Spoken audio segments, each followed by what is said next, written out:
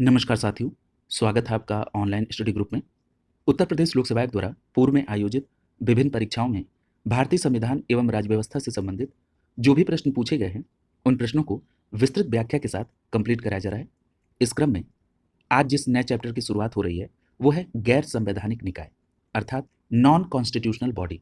और इसके अंतर्गत जो सबसे पहला टॉपिक है वो है योजना आयोग ऑब्लिक नीति आयोग अर्थात प्लानिंग कमीशन ऑब्लिक नीति कमीशन।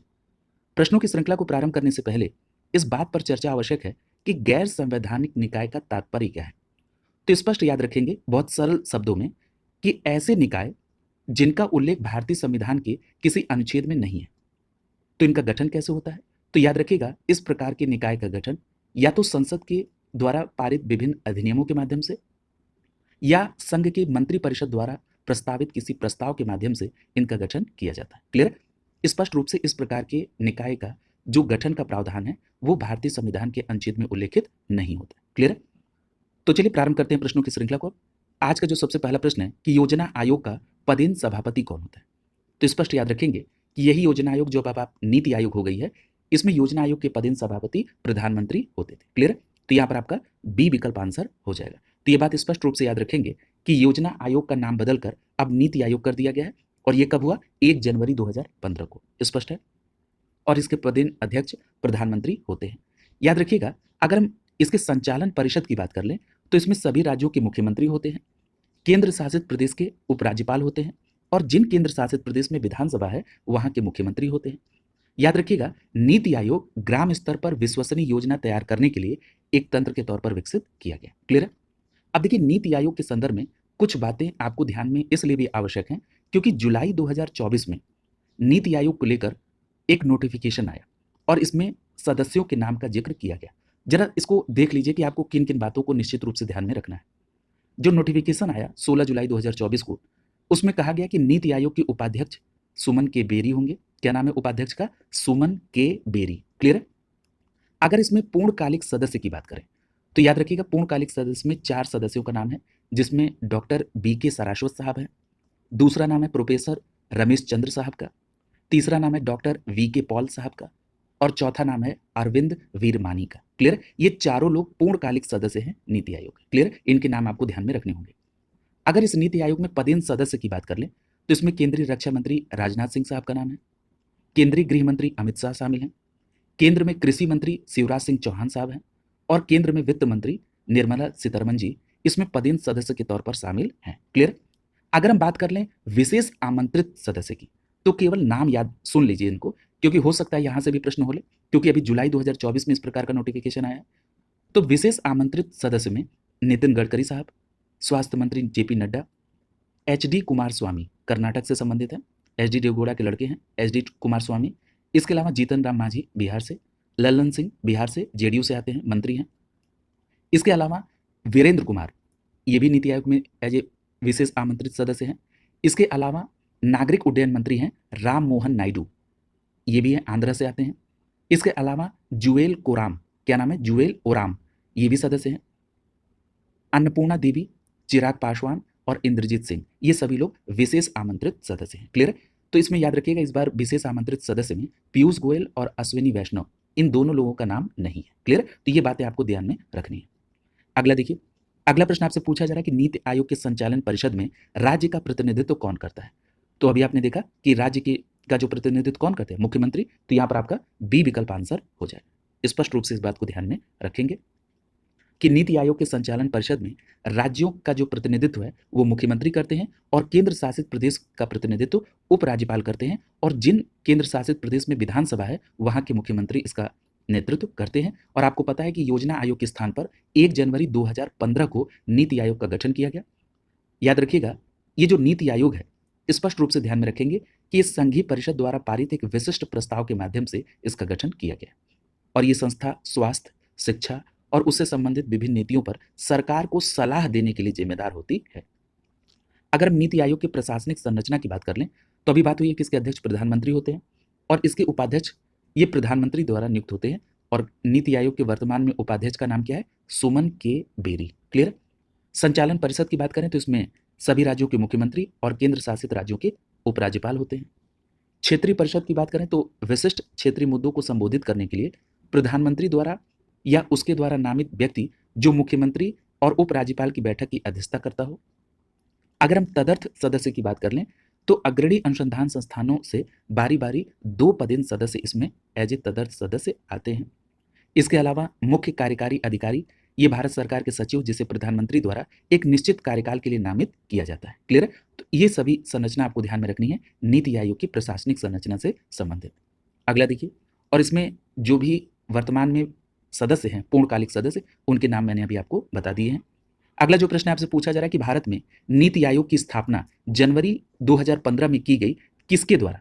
तो देखिए अभी मैंने आपसे बताया कि संघीय मंत्रिपरिषद द्वारा पारित एक विशिष्ट प्रस्ताव से, तो यहाँ पर आपका सी विकल्प आंसर हो जाएगा। क्लियर? तो ये बात स्पष्ट रूप से आपको ध्यान में रखनी है और ये आरओ के मेंस में भी ये प्रश्न आपसे पूछा गया था। तो ये बात याद रखेंगे कि भारत में नीति आयोग की स्थापना प्रधानमंत्री नरेंद्र मोदी द्वारा जनवरी 2015 में स्थापित हुआ। पूर्व में इसे योजना आयोग के नाम से जाना जाता था। अब यहाँ पर एक बात और याद रखिएगा, अगर योजना आयोग की स्थापना पूछी जाए तो याद रखेंगे 15 मार्च 1950 को।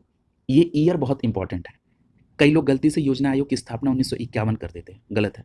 योजना आयोग की स्थापना 15 मार्च 1950 को। क्लियर?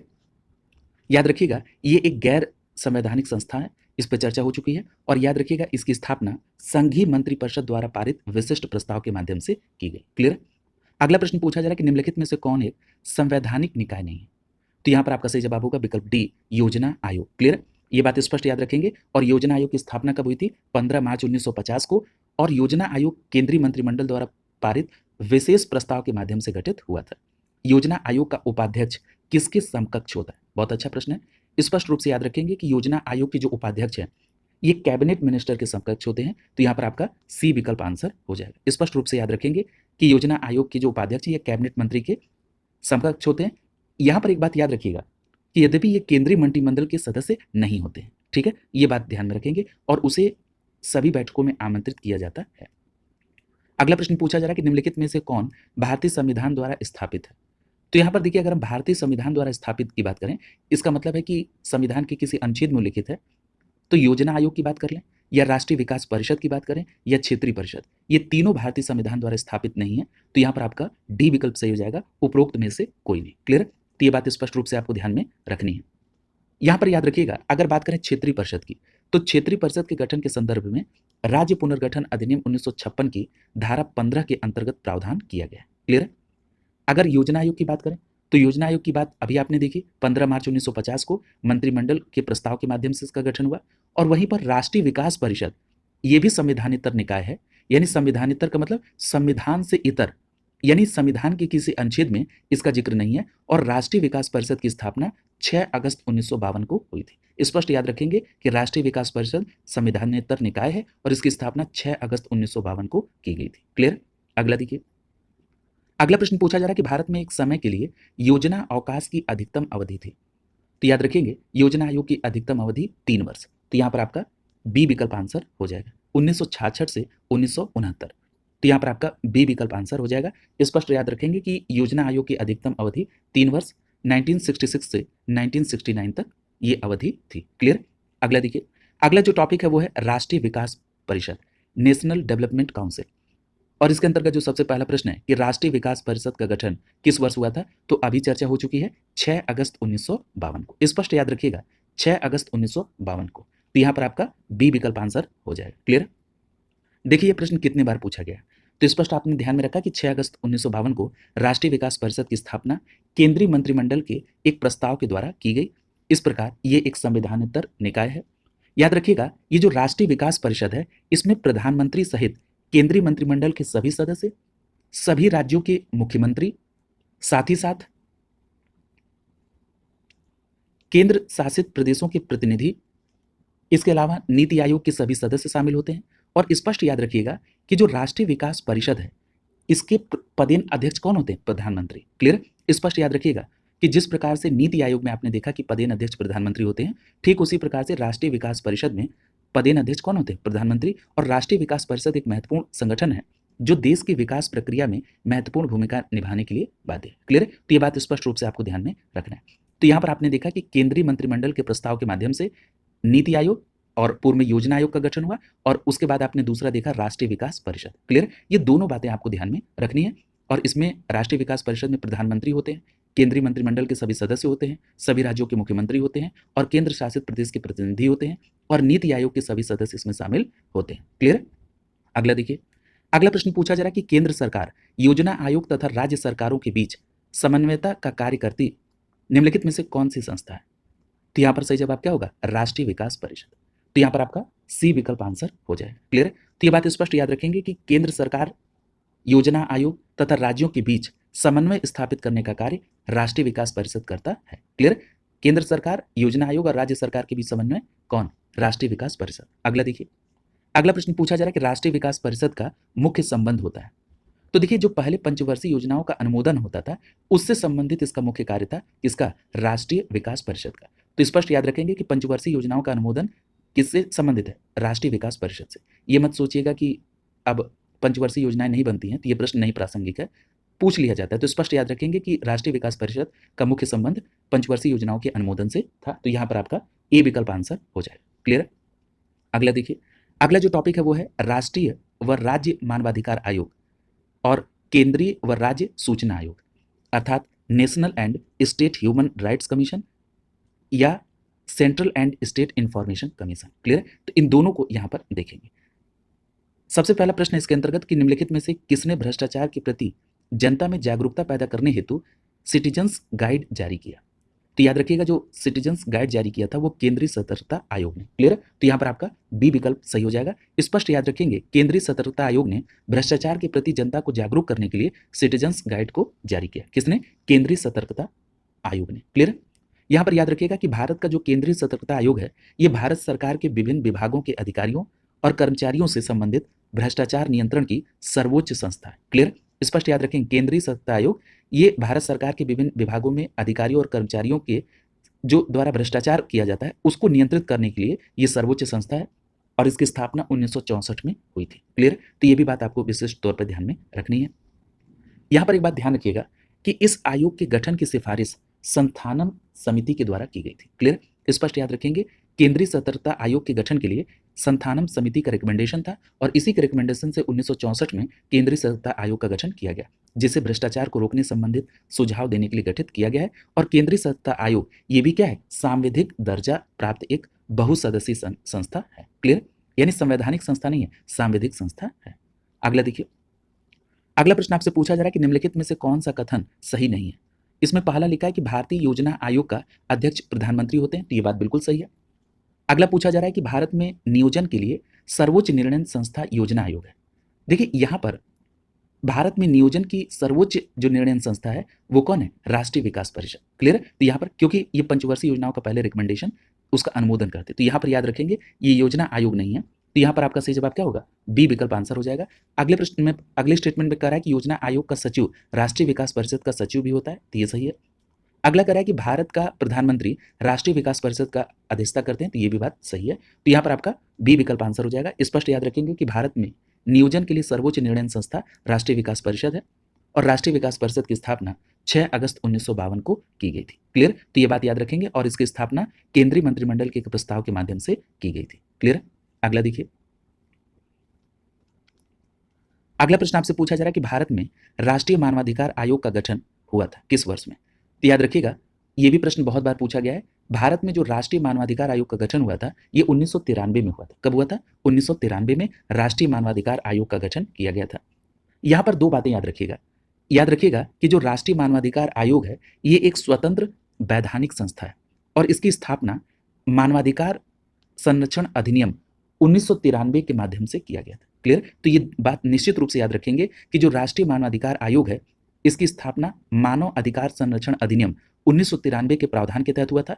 याद रखिएगा, ये जो मानव अधिकार संरक्षण अधिनियम 1993 है इसका बाद में 2 बार संशोधन हो चुका है, एक 2006 में और दूसरा 2019 में। क्लियर?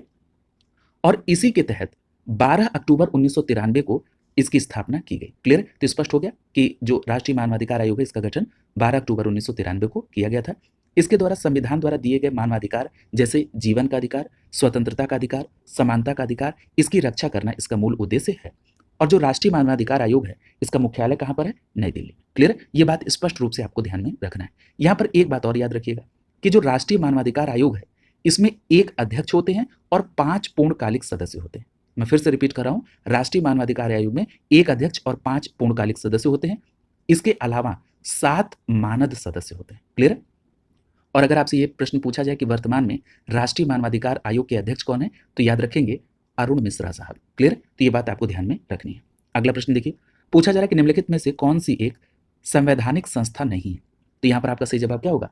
मानवाधिकार आयोग। क्लियर? ये जो मानवाधिकार आयोग है ये संवैधानिक संस्था नहीं है, क्योंकि अभी आपने पढ़ा है कि राष्ट्रीय मानवाधिकार आयोग की स्थापना मानव अधिकार संरक्षण अधिनियम 1993 के तहत 12 अक्टूबर 1993 को की गई थी। क्लियर? तो इस प्रकार की ये संस्था होगी सांविधिक संस्था। अगला देखिए, तो यहाँ पर ए विकल्प आपका आंसर हो जाएगा, ये संवैधानिक नहीं, ये सांविधिक संस्था है। अगला प्रश्न पूछा जा रहा है कि राष्ट्रीय मानवाधिकार आयोग के अधिनियम 1993 के अनुसार निम्नलिखित में से कौन इस आयोग का अध्यक्ष बन सकता है? ये भी प्रश्न बहुत इंपॉर्टेंट है।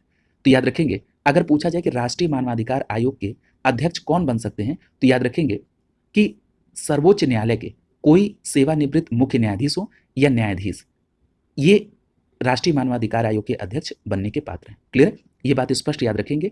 शुरुआत में ऐसी व्यवस्था की गई थी कि केवल माननीय सुप्रीम कोर्ट के सेवानिवृत्त मुख्य न्यायाधीश ही इसके अध्यक्ष बनेंगे, लेकिन बाद में जो मैंने अभी आपको पिछले प्रश्न में बताया था कि इस अधिनियम का 2 बार संशोधन हुआ, एक 2006 में और दूसरा 2019 में, और इसी 2019 के संशोधन में कहा गया कि सर्वोच्च न्यायालय के कोई न्यायाधीश भी इस आयोग के अध्यक्ष बन सकते हैं। क्लियर? तो ये बात स्पष्ट रूप से आपको ध्यान में रखनी है। तो यहाँ पर आपका सही जवाब क्या होगा? यहाँ पर सी विकल्प दिए गए उसमें सी विकल्प होगा। लेकिन अगर आज की कंडीशन में इसकी बात कर लें, ये जब प्रश्न पूछा गया होगा तो 2019 के पहले पूछा गया होगा, क्योंकि यहाँ पर जो ये शब्द लग गया कि केवल भारत के सेवानिवृत्त मुख्य न्यायमूर्ति, ये इसको गलत कर देगा, क्योंकि वर्तमान पोजीशन ये है कि सर्वोच्च न्यायालय के रिटायर्ड मुख्य न्यायाधीश हो या सर्वोच्च न्यायालय के कोई न्यायाधीश वो इस आयोग के अध्यक्ष बन सकते हैं। क्लियर? तो ये उस समय का है, लेकिन तथ्यों को स्पष्ट रूप से जानना आपको आवश्यक है। क्लियर? तो अगर यहाँ पर दिए गए विकल्पों में चलना हो तो यहाँ पर आप सी विकल्प के साथ चलेंगे। क्लियर? ये बात ध्यान में रखिएगा। अगला देखिए, यहाँ पर इस बात पर चर्चा हो चुकी है कि राष्ट्रीय मानवाधिकार आयोग का गठन अधिनियम 1993 के तहत हुआ था। ये बहुसदस्यीय संस्था है। मैंने ये भी बताया कि इसमें एक अध्यक्ष और 5 पूर्णकालिक सदस्य होते हैं। इसके अलावा इसमें 7 मानद सदस्य होते हैं। क्लियर? देखिए, ये मेंशन भी है कि एक अध्यक्ष और 5 पूर्णकालिक सदस्य होते हैं। और आयोग के जो अध्यक्ष हैं, यानी राष्ट्रीय मानवाधिकार आयोग के अध्यक्ष, ये भारत के सर्वोच्च न्यायालय के कोई सेवानिवृत्त मुख्य न्यायाधीश होना चाहिए। याद रखिएगा, इस आयोग के अध्यक्ष का जो कार्यकाल है ये 3 वर्ष या 70 वर्ष की आयु जो पहले पूरी हो गई हो। याद रखिएगा, 2019 में संशोधित किया गया। पहले इसका जो कार्यकाल था वो 5 वर्ष था। क्लियर? तो अब इसको 2019 में संशोधन करके 3 वर्ष या 70 वर्ष की आयु जो पहले पूरी हो ये कर दिया गया। क्लियर? तो ये भी बात आपको ध्यान में रखनी है। और मानवाधिकार संरक्षण संशोधन अधिनियम 2019 के तहत वर्तमान में सर्वोच्च न्यायालय के कोई न्यायाधीश भी इस आयोग के अध्यक्ष बनने के पात्र हैं। क्लियर? तो ये दोनों बातें आपको ध्यान में रखनी है। अगला देखिए, अगला प्रश्न आपसे पूछा जा रहा है कि मानव अधिकारों की अवधारणा पर प्रमुख बल है। तो यहाँ पर आपका सही जवाब क्या होगा? मानव होने के नाते मानव गरिमा पर। क्लियर? तो स्पष्ट याद रखेंगे कि मानवाधिकार की जो अवधारणा है इसका प्रमुख बल मानव होने के नाते मानव गरिमा पर है। तो यहाँ पर आपका सही जवाब क्या होगा? विकल्प डी आपका आंसर हो जाएगा। स्पष्ट रूप से आपको ध्यान में रखना है। अगला प्रश्न पूछा जा रहा है कि राष्ट्रीय मानवाधिकार आयोग के बारे में निम्नलिखित कथनों पर विचार कीजिए और जो कथन सही है उसका चुनाव करिए। पहला लिख रहा है कि इसका अध्यक्ष का मतलब राष्ट्रीय मानवाधिकार आयोग के अध्यक्ष सेवानिवृत्त भारत के मुख्य न्यायाधीश हो सकते हैं। तो ये बात बिल्कुल सही है। अगला कह रहा है कि प्रत्येक राज्य में इसका कार्यालय मानव अधिकार आयोग के रूप में होगा। ये भी सही है। अगला कह रहा है कि इसके पास केवल संस्तुति करने का अधिकार है। तो ये भी बात बिल्कुल सही है कि केवल संस्तुति कर सकती है। और अगला कह रहा है कि यह विधिक रूप से आवश्यक है कि आयोग में सदस्य के रूप में एक महिला नियुक्त हो। तो ये भी बात बिल्कुल सही है। तो यहाँ पर आप देख रहे हैं कि ये जो प्रश्न है इसमें चारों स्टेटमेंट राष्ट्रीय मानवाधिकार आयोग के बारे में बिल्कुल सही है। तो यहाँ पर आपका ए विकल्प आंसर हो जाए। क्लियर? तो ये बात स्पष्ट रूप से आपको ध्यान में रखनी। अगला देखिए, तो यहाँ पर आपने देख लिया इन सभी बातों को कि राष्ट्रीय मानवाधिकार आयोग एक सांविधिक निकाय है। अब सांविधिक निकाय क्यों बोला जा रहा है? क्योंकि इसकी स्थापना मानव अधिकार संरक्षण अधिनियम 1993 के तहत हुई है। क्लियर? यहां पर एक बात तो ये याद रखिएगा, संवैधानिक संस्था उसको कहा जाता है जिस संस्था का जिक्र भारतीय संविधान के किसी अनुच्छेद में हो। और अगर सांविधिक संस्था लिख दे तो इसका मतलब है कि इसका गठन संसद द्वारा पारित अधिनियम के माध्यम से हुआ है। क्लियर? तो अब आपको स्पष्ट हो गया होगा कि संवैधानिक संस्था किसको कहते हैं और सांविधिक निकाय किसको कहते हैं। क्लियर? यहां पर याद रखिएगा कि ये आयोग की जो सिफारिश या ये सलाहकारी संस्था है और मानवाधिकार उल्लंघन के दंड दोषी को दंड देने का अधिकार इनके पास नहीं है। आयोग के 5 पूर्णकालिक सदस्यों में से न्यूनतम 1 महिला को सदस्य होना अनिवार्य किया गया है। और याद रखेंगे कि मानव अधिकार संरक्षण अधिनियम 1993 न केवल केंद्र में बल्कि राज्यों में भी मानव अधिकार के लिए मानव अधिकार आयोग की स्थापना का प्रावधान करती है। क्लियर? तो ये बात स्पष्ट रूप से आपको ध्यान में रखना है। अगला देखिए, अगला प्रश्न आपसे पूछा जा रहा है कि सूचना का अधिकार के संदर्भ में निम्नलिखित में से कौन सा कथन सही है। तो याद रखिएगा, जो सूचना का अधिकार है ये एक क्या है, विधिक अधिकार है। क्लियर? तो यहाँ पर आपका सही जवाब क्या होगा, विकल्प सी सही हो जाएगा कि सूचना का अधिकार क्या है, एक विधिक अधिकार है। क्लियर? ये भी प्रश्न कई बार पूछा गया, सी विकल्प आपका आंसर हो जाएगा। देखिए, भारत के संविधान में कोई ऐसा प्रत्यक्ष प्रावधान नहीं है जो नागरिक को सूचना देने का अधिकार देता हो। ये अधिकार विचार और अभिव्यक्ति की स्वतंत्रता के अंतर्गत निहित है, जिसमें अगर हम देखें अनुच्छेद 19 के सब क्लॉज 1 के क में दिया गया है। क्लियर? लेकिन अगर पूछा जाए कि सूचना का अधिकार कब आया, तो ये राइट कब मिला, तो याद रखिएगा 2005 में, मई 2005 में सूचना का अधिकार अधिनियम ये 15 जून 2005 को राष्ट्रपति की स्वीकृति के बाद मिला। और याद रखेंगे 12 अक्टूबर 2005 को यह अधिनियम भारत में लागू हो गया। और उस समय जम्मू कश्मीर में छोड़कर इसको लागू किया गया था, क्योंकि उस समय जम्मू कश्मीर के लिए पृथक संविधान था। लेकिन वर्तमान स्थिति के अकॉर्डिंग ये सूचना का अधिकार अधिनियम जम्मू कश्मीर में भी लागू हो गया। क्लियर? तो याद रखेंगे सूचना का अधिकार अधिनियम ये क्या है, विधिक अधिकार है। और ये किससे संबंधित है, सूचना का अधिकार अधिनियम 2005। और ये कब लागू हुआ, 12 अक्टूबर 2005 को। और राष्ट्रपति की स्वीकृति कब मिली, 15 जून 2005 को। क्लियर? अगला देखिए, अगला प्रश्न पूछा जा रहा है कि ये जो प्रश्न है ये लोकपाल और लोकायुक्त से है, तो इसको भी ध्यान में रखेंगे कि लोकपाल और लोकायुक्त के संदर्भ में। और इसलिए भी मैं ये बात कह रहा हूं क्योंकि मार्च 2024 में 3 नए सदस्य ने शपथ ली है लोकपाल से संबंधित। क्लियर? तो यहां से प्रश्न आपसे बन सकता है क्योंकि ये करंट में चर्चा में रहा। क्लियर? इसमें देखिए सबसे पहला प्रश्न है कि निम्नलिखित में से किस एक ने लोकपाल के पद के सृजन की संस्तुति की थी। तो याद रखेंगे जो प्रशासनिक सुधार आयोग था इसने लोकपाल के पद के सृजन की संस्तुति की थी। क्लियर? तो यहाँ पर आपका सही जवाब क्या होगा, विकल्प सी सही हो जाएगा। इस बात को आप स्पष्ट रूप से ध्यान में रखेंगे कि जो प्रशासनिक सुधार आयोग था इसने लोकपाल के पद का संस्तुति की थी। और प्रशासनिक सुधार आयोग का गठन सरकार के द्वारा प्रशासन को अधिक कारगर बनाने के लिए किया गया। यहां पर यह भी ध्यान रखिएगा कि जो पहला प्रशासनिक सुधार आयोग था इसकी नियुक्ति 5 जनवरी 1966 को हुई थी। स्पष्ट याद रखिएगा कि पहला प्रशासनिक सुधार आयोग 5 जनवरी 1966 को नियुक्त हुआ। और जो दूसरा प्रशासनिक सुधार आयोग था ये 31 अगस्त 1905 को नियुक्त हुआ। क्लियर? ये दोनों बातें आप ध्यान में रखेंगे। और इसके अध्यक्ष वीरप्पा मोइली थे। यानी जो दूसरा प्रशासनिक आयोग था, प्रशासनिक सुधार आयोग, ये इसके अध्यक्ष कौन थे, वीरप्पा मोइली। और जो पहला प्रशासनिक सुधार आयोग था इसके अध्यक्ष कौन थे, मोरारजी देसाई। ये दोनों बातें आप ध्यान में रखेंगे। तो यहां पर आपको 3 बातें मुख्य रूप से पता चल रही हैं। सबसे पहला कि जो प्रशासनिक सुधार आयोग है इसी के रिकमेंडेशन पर लोकपाल के पद का सृजन किया गया, पहली बात। दूसरी बात कि जो प्रशासनिक सुधार आयोग है इसमें पहला प्रशासनिक सुधार आयोग 5 जनवरी 1966 को, और इसके अध्यक्ष कौन थे, मोरारजी देसाई। और दूसरा प्रशासनिक सुधार आयोग 31 अगस्त 2005 को, और इसके अध्यक्ष वीरप्पा मोइली साहब थे। क्लियर? तो ये बात ध्यान में रखिएगा। अगला प्रश्न देखिए, और यहां पर एक बात और मैं आपको इंक्लूड कर दूं कि वर्तमान समय में लोकपाल के अध्यक्ष कौन है। अगर ये पूछा जाए, जैसे इसी प्रश्न पे थोड़ा सा डिटेल हो जाए कि लोकपाल के वर्तमान में अध्यक्ष कौन है, तो याद रखेंगे लोकपाल के वर्तमान में अध्यक्ष अजय माणिकराव खानविलकर है। क्या नाम है, अजय माणिकराव खानविलकर। ये वर्तमान में लोकपाल के अध्यक्ष हैं। क्लियर? और याद रखिएगा कि अगर ये पूछा जाए कि देश के पहले लोकपाल कौन थे, तो याद रखेंगे पिनाकी चंद्र घोष। क्लियर? याद रखिएगा करंट से कोरिलेट करके कि 13 मार्च 2024 को 3 नए सदस्यों ने शपथ ली थी, किसमें, एज ए सदस्य। क्लियर? तो लोकपाल में 3 नए सदस्य जुड़े हैं। क्लियर? कब, मार्च 2024 में। इसमें 2 सदस्य जो हैं ये न्यायिक सदस्य हैं। न्यायिक सदस्य कौन थे जिन्होंने अभी शपथ ली, तो इसमें न्यायमूर्ति लिंगप्पा नारायण स्वामी और न्यायमूर्ति संजय यादव। याद रखिएगा कि लोकपाल में न्यायिक सदस्य के तौर पर मार्च 2024 में न्यायमूर्ति लिंगप्पा नारायण स्वामी और न्यायमूर्ति संजय यादव ने शपथ ली, और अन्य सदस्य के तौर पर सुशील चंद्र ने शपथ ली। क्लियर? और इस प्रकार ये जो लोकपाल है जिसमें अध्यक्ष सहित 9 सदस्य होते हैं, इनकी संख्या पूरी हो गई। यहां पर यह बात भी स्पष्ट याद रखिएगा कि जो लोकपाल होता है इसमें एक अध्यक्ष होते हैं, 4 न्यायिक सदस्य होते हैं, और फिर अन्य क्षेत्रों के अध्यक्ष होते हैं। क्लियर? अन्य क्षेत्रों के सदस्य होते हैं, यानी इसमें एक अध्यक्ष, 4 न्यायिक सदस्य और फिर अन्य क्षेत्रों के सदस्य से मिलकर ये अध्यक्ष सहित 9 सदस्यों की ये संस्था है। क्लियर? जिसमें अभी हाल ही में मार्च 2024 में 2 न्यायिक सदस्य लिंगप्पा नारायण स्वामी और संजय यादव, और एक अन्य क्षेत्र के सदस्य हैं सुशील चंद्र साहब, इन्होंने शपथ ली। क्लियर है? बिल्कुल स्पष्ट याद रखेंगे, कहीं से भी प्रश्न गलत नहीं होना चाहिए। क्लियर है? यही कारण है कि मैं बार बार उस बात को स्पष्ट करता हूं। अगला प्रश्न देखिए, पूछा जा रहा है कि निम्नलिखित में से कौन राज्य पश्चिमी क्षेत्रीय परिषद का सदस्य नहीं।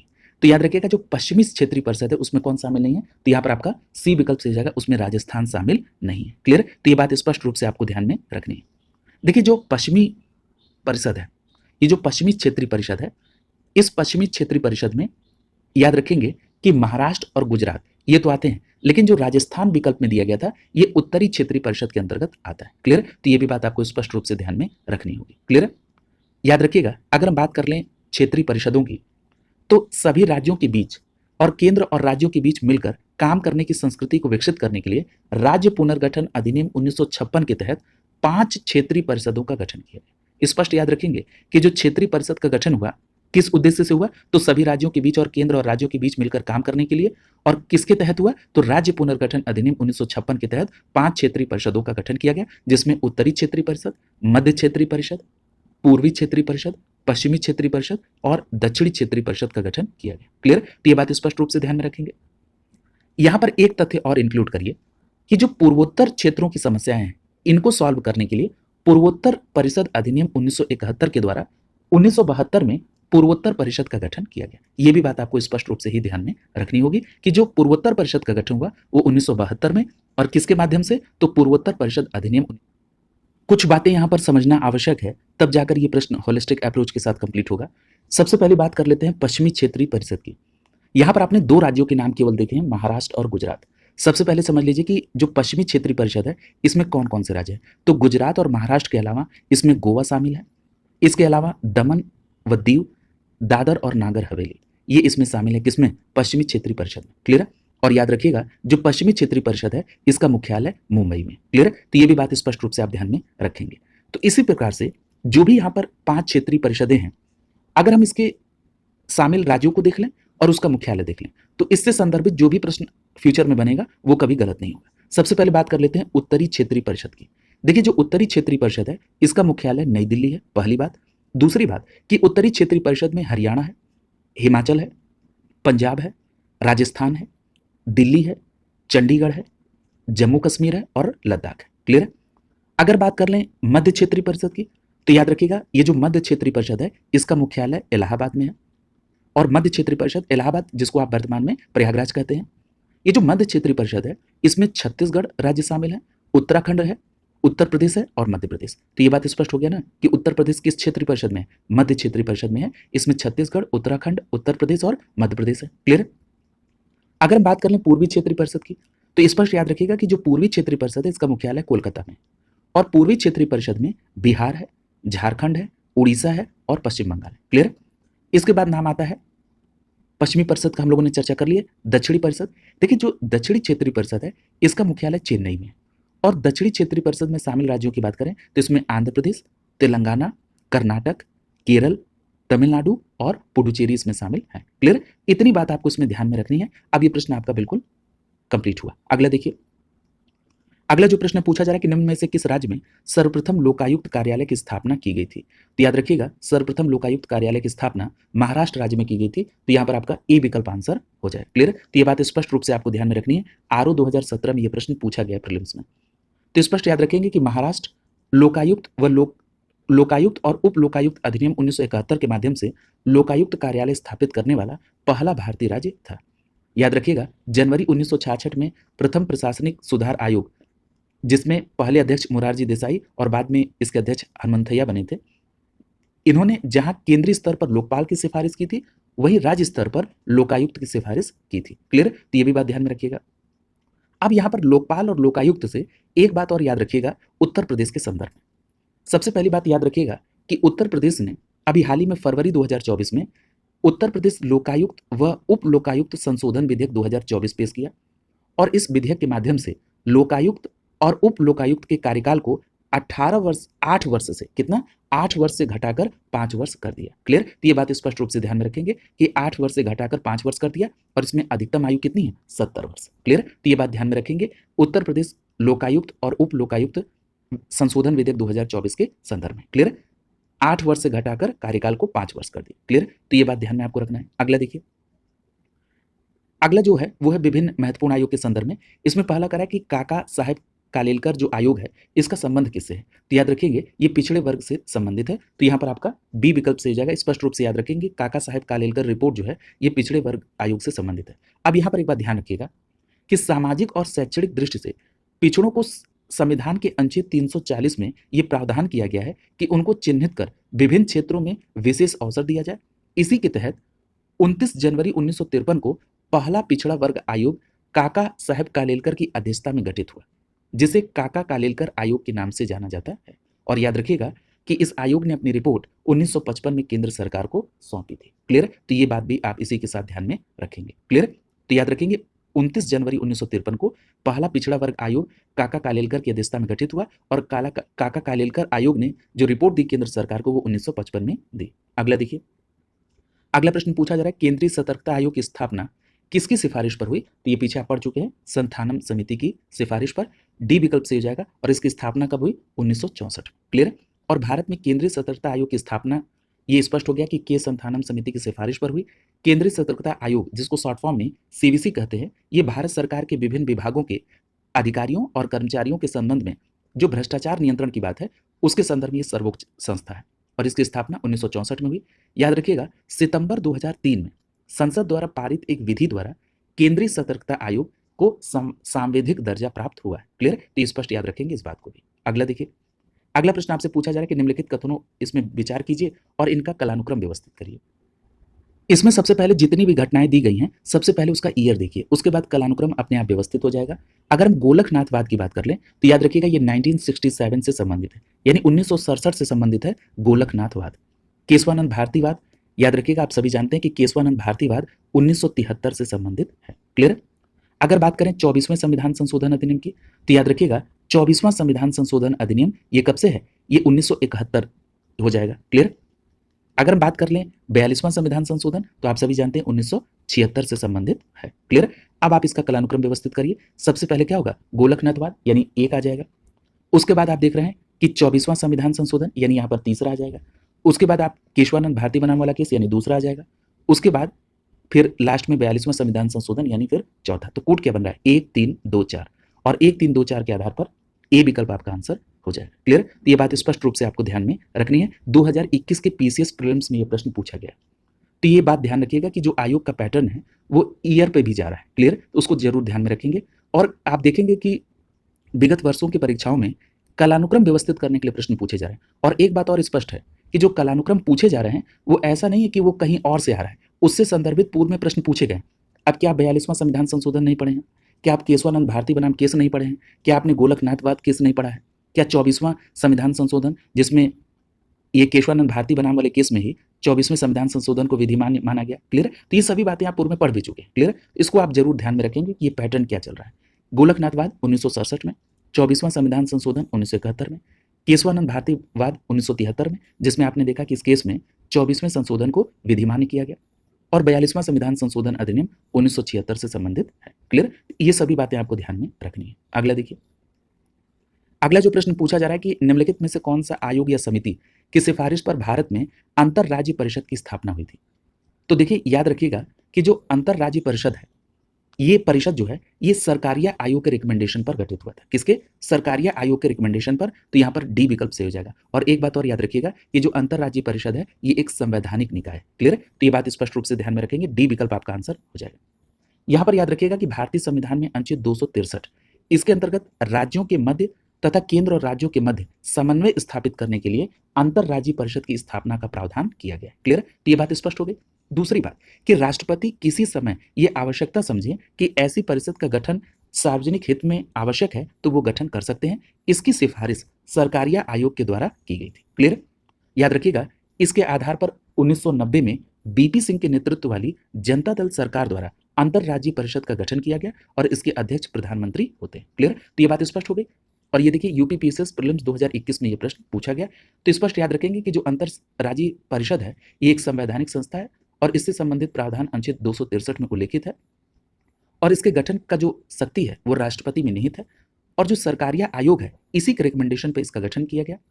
और याद रखिएगा 1990 में बीपी सिंह के नेतृत्व वाली जो जनता दल सरकार थी, इसने अंतर्राष्ट्रीय परिषद का गठन किया और इसके अध्यक्ष कौन होते हैं? प्रधानमंत्री। क्लियर? अगला प्रश्न देखिए, पूछा जा रहा है कि सरकारिया आयोग की संस्तुति निम्नलिखित में से किससे संबंधित है? तो अभी आपने देखा कि जो रिकमेंडेशन था वो अंतर्राज्यीय परिषद के लिए था। और अंतर्राज्यीय परिषद क्यों गठित किया जा रहा है? क्योंकि राज्यों के मध्य और केंद्र और राज्यों के मध्य अच्छा समन्वय स्थापित हो पाए। इसका मतलब ये है, यहां से भी अगर आपको रिलेट कर लेंगे तो जो सरकारी आयोग का गठन है ये केंद्र राज्य संबंध से संबंधित है, तो यहां पर आपका डी विकल्प आंसर हो जाएगा। स्पष्ट याद रखिएगा, ये प्रश्न कई बार रिपीट किया गया है। याद रखिएगा, अगर हम इसके बैकग्राउंड को समझें तो 24 मार्च 1983 को केंद्र सरकार द्वारा सर्वोच्च न्यायालय के सेवानिवृत्त न्यायाधीश, जिनका नाम क्या है? आर एस सरकारिया, इनकी अध्यक्षता में केंद्र और राज्यों के बीच संबंधों को सुलझाने के लिए 3 सदस्यीय आयोग का गठन किया गया। इसमें बी शिवरामन साहब थे और इनके अलावा एस आर सेन, ये 2 अन्य सदस्य थे। यानी जो सरकारिया आयोग था इसमें अध्यक्ष को लेकर 3 सदस्य थे। अध्यक्षता कर रहे थे न्यायमूर्ति आर एस सरकारिया साहब, इसके अलावा इसमें शिवरामन साहब थे और एस आर सेन साहब थे। इस आयोग ने अपनी अंतिम रिपोर्ट अक्टूबर 1987 में पेश की। इसका सार आधिकारिक तौर पर जनवरी 1988 में जारी किया गया था। क्लियर? तो ये बात स्पष्ट रूप से आपको ध्यान में रखनी है। अगला देखिए, अगले प्रश्न में पूछा जा रहा है कि निम्नलिखित में से कौन संविधान समीक्षा हेतु राष्ट्रीय आयोग के अध्यक्ष थे? तो यहाँ पर आपका सही जवाब क्या होगा? न्यायमूर्ति वेंकट चलैया। क्लियर? तो यहाँ पर आपका डी विकल्प सही हो जाएगा कि संविधान समीक्षा के लिए जो आयोग बना था उसके राष्ट्रीय अध्यक्ष कौन थे? न्यायमूर्ति वेंकट चलैया। तो यहाँ पर आपका डी विकल्प आंसर हो जाएगा। देखिए, ये बात हो रही है फरवरी 2000 की। उस समय प्रधानमंत्री थे अटल बिहारी वाजपेयी साहब। उन्होंने संविधान में व्यापक संशोधन के लिए संविधान समीक्षा आयोग का गठन किया और इस संविधान समीक्षा आयोग में सर्वोच्च न्यायालय के पूर्व मुख्य न्यायाधीश वेंकट चलैया अध्यक्ष कर रहे थे। क्लियर? तो यहां पर याद रखेंगे, ये बात कब की है? फरवरी 2000 की। वेंकट चलैया साहब इसके अध्यक्ष थे। और याद रखिएगा, ये जो संविधान समीक्षा आयोग था ये 11 सदस्यीय आयोग था। क्लियर? और इस आयोग ने अपना प्रतिवेदन सरकार को 31 मार्च 2002 को दिया। क्लियर? तो ये बात भी आप ध्यान में रखेंगे। अगला देखिए, पूछा जा रहा है कि निम्नलिखित में से प्रथम पिछड़ा वर्ग आयोग के अध्यक्ष कौन थे? तो याद रखेंगे, पहले पिछड़ा वर्ग आयोग के अध्यक्ष कौन थे? काका साहेब कालेलकर। अभी आपने पिछले प्रश्न में ही इसको पढ़ा है, तो यहाँ पर आपका सही जवाब क्या होगा? विकल्प डी सही हो जाएगा, काका साहेब कालेलकर। क्लियर? ये बात स्पष्ट रूप से ध्यान में रखेंगे। और ये कब गठित हुआ था? 1953 में। क्लियर? स्पष्ट आपको ध्यान में होगा। और आपको ये भी पता होगा कि जो काका साहेब कालेलकर ने अपनी रिपोर्ट दी वो 1955 में सौंपी थी। क्लियर? ये बात ध्यान में रखेंगे, डी विकल्प यहाँ पर आपका आंसर हो जाएगा। देखिए, अनुच्छेद 340 के प्रावधान के तहत पिछड़े वर्ग से संबंधित अब तक 2 आयोगों का गठन किया गया। 1953 में काका साहेब कालेलकर और 1979 में बीपी मंडल आयोग का गठन किया गया। क्लियर? ये दोनों बातें आपको ध्यान में रखनी है। अगला प्रश्न देखिए, अगले प्रश्न में आपसे पूछा जा रहा है कि निम्नलिखित में से किसमें उच्चतम न्यायालय के न्यायाधीश की नियुक्ति में कार्यपालिका, विधायिका एवं मुख्य न्यायाधीश की भागीदारी की अनुशंसा की गई? तो याद रखिएगा, यहाँ पर सही जवाब होगा विकल्प सी। जो दूसरा प्रशासनिक सुधार आयोग था उसने ये रिकमेंडेशन की कि जब सर्वोच्च न्यायालय के न्यायाधीश की नियुक्ति हो तो इसमें कार्यपालिका, विधायिका और मुख्य न्यायाधीश की भागीदारी होनी चाहिए। क्लियर? तो ये किसका रिकमेंडेशन था? द्वितीय प्रशासनिक सुधार आयोग का। तो यहाँ पर आपका सी विकल्प आंसर हो जाए। क्लियर? तो ये बात स्पष्ट रूप से आपको ध्यान में रखनी है। अगला देखिए, और प्रथम प्रशासनिक सुधार आयोग के संदर्भ में आपने क्या पढ़ा था कि जो पहला प्रशासनिक सुधार आयोग था ये 1966, इसने लोकपाल और लोकायुक्त की सिफारिश की थी। और जो दूसरा प्रशासनिक सुधार आयोग था ये कब से संबंधित है? तो याद रखेंगे 31 अगस्त 2005 से। क्लियर? ईयर भी याद रखते चलेंगे क्योंकि आप देख रहे हैं कि आयोग का ये पैटर्न है कि वो ईयर को जरूर टच कर रहा है। अगला देखिए, और अगर आप पूरी एनालिसिस करके एक लाइन में अगर हमसे पूछें आप कि आयोग का पैटर्न क्या बोल रहा है, तो स्पष्ट रूप से मैं आपसे यही कहूंगा कि कॉन्सेप्ट और फैक्ट दोनों के कॉम्बिनेशन के साथ इस समय आयोग प्रश्न पूछ रहा है। क्लियर? अगला प्रश्न पूछा जा रहा है कि निम्नलिखित में से कौन संवैधानिक प्राधिकरण है? इसमें सबसे पहला लिखा है, अब देखिए संवैधानिक प्राधिकरण का मतलब क्या है? ऐसा प्राधिकरण जिसकी व्यवस्था संविधान के किसी अनुच्छेद में की गई है। क्लियर? अब देखिए जरा, देखिए बस थोड़ा सा अंतर है संवैधानिक और सांविधिक। सांविधिक का मतलब संसद के किसी अधिनियम के माध्यम से, और संवैधानिक का मतलब कि जो अनुच्छेद है उसमें किसी में उल्लेखित हो। जैसे राज्य निर्वाचन आयोग, मैं आपको याद दिला रहा हूँ पंचायत।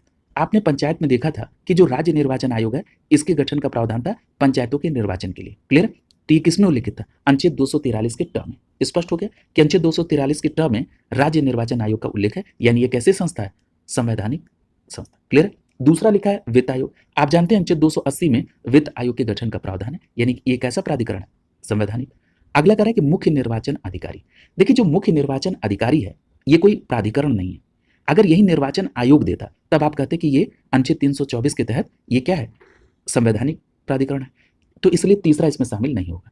पंचायत की बात करें तो देखिए पंचायत के संदर्भ में तो आप जानते हैं कि भाग 9 में पंचायत है, जो कि अनुच्छेद 243 से लेकर 243 अ तक व्यवस्थित है और पंचायतों का जो गठन है वो अनुच्छेद 243 ख के अंतर्गत उल्लेखित है। क्लियर? तो ये बात स्पष्ट हो गई ना कि जो पंचायत ये कैसा है? संवैधानिक प्राधिकरण। क्लियर? तो यहाँ पर पहला, दूसरा और चौथा, इस आधार पर सी विकल्प आपका आंसर हो जाए। इसको बिल्कुल स्पष्ट ध्यान में रखें।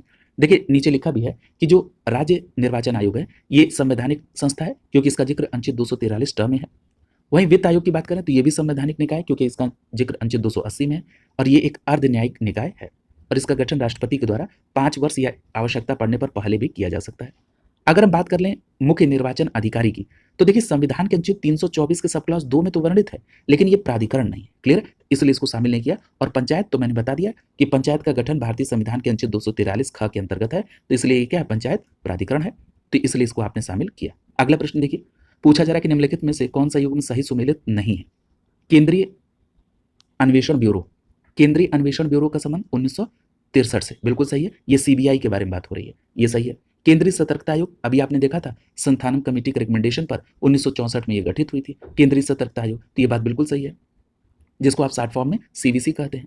भ्रष्टाचार निरोधक कानून, तो भ्रष्टाचार निरोधक कानून जो है ये 1988 से संबंधित है। ये 85 दिया है, ये गलत है, याद रखिएगा 1988 से संबंधित है भ्रष्टाचार निरोधक कानून। और प्रवर्तन निदेशालय 1956, ये बिल्कुल सही है। क्लियर? तो यहाँ पर आपसे पूछा जा रहा कौन सुमेलित नहीं है, तो यहाँ पर सी विकल्प सही हो जाएगा। और ये बात स्पष्ट रूप से आपको ध्यान में रखनी है। आरओ 2017 के प्रीलिम्स में पूछा है, केंद्रीय सतर्कता आयोग 64 में, उसके पहले केंद्रीय अन्वेषण ब्यूरो 1963 में, भ्रष्टाचार निरोधक कानून 1988 में और प्रवर्तन निदेशालय 1956 से संबंधित है। क्लियर?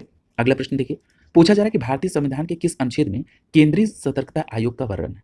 तो देखिए अभी आप ये तो पढ़ चुके हैं ना कि जो केंद्रीय सतर्कता आयोग का गठन हुआ है ये क्या है? ये केंद्रीय सतर्कता आयोग अधिनियम के तहत हुआ है। क्लियर? बाद में इसको अधिनियम बना दिया गया, यानी अब ये जो केंद्रीय सतर्कता आयोग है, अगर आपसे वर्तमान में पूछा जाए तो ये क्या है? सांविधिक निकाय है। क्लियर? क्यों? क्योंकि सितंबर 2023 में संसद ने इसके बारे में अधिनियम बना दिया। तो वर्तमान समय में अगर आपसे कोई पूछे कि केंद्रीय सतर्कता आयोग क्या है, तो आप कहेंगे सांविधिक निकाय है। और इसका गठन कब हुआ था? 1964 में हुआ था और संथानम समिति की अनुशंसा पर। क्लियर? तो यहाँ पर आपका डी विकल्प आंसर हो जाएगा। क्लियर? डी विकल्प आंसर हो जाएगा।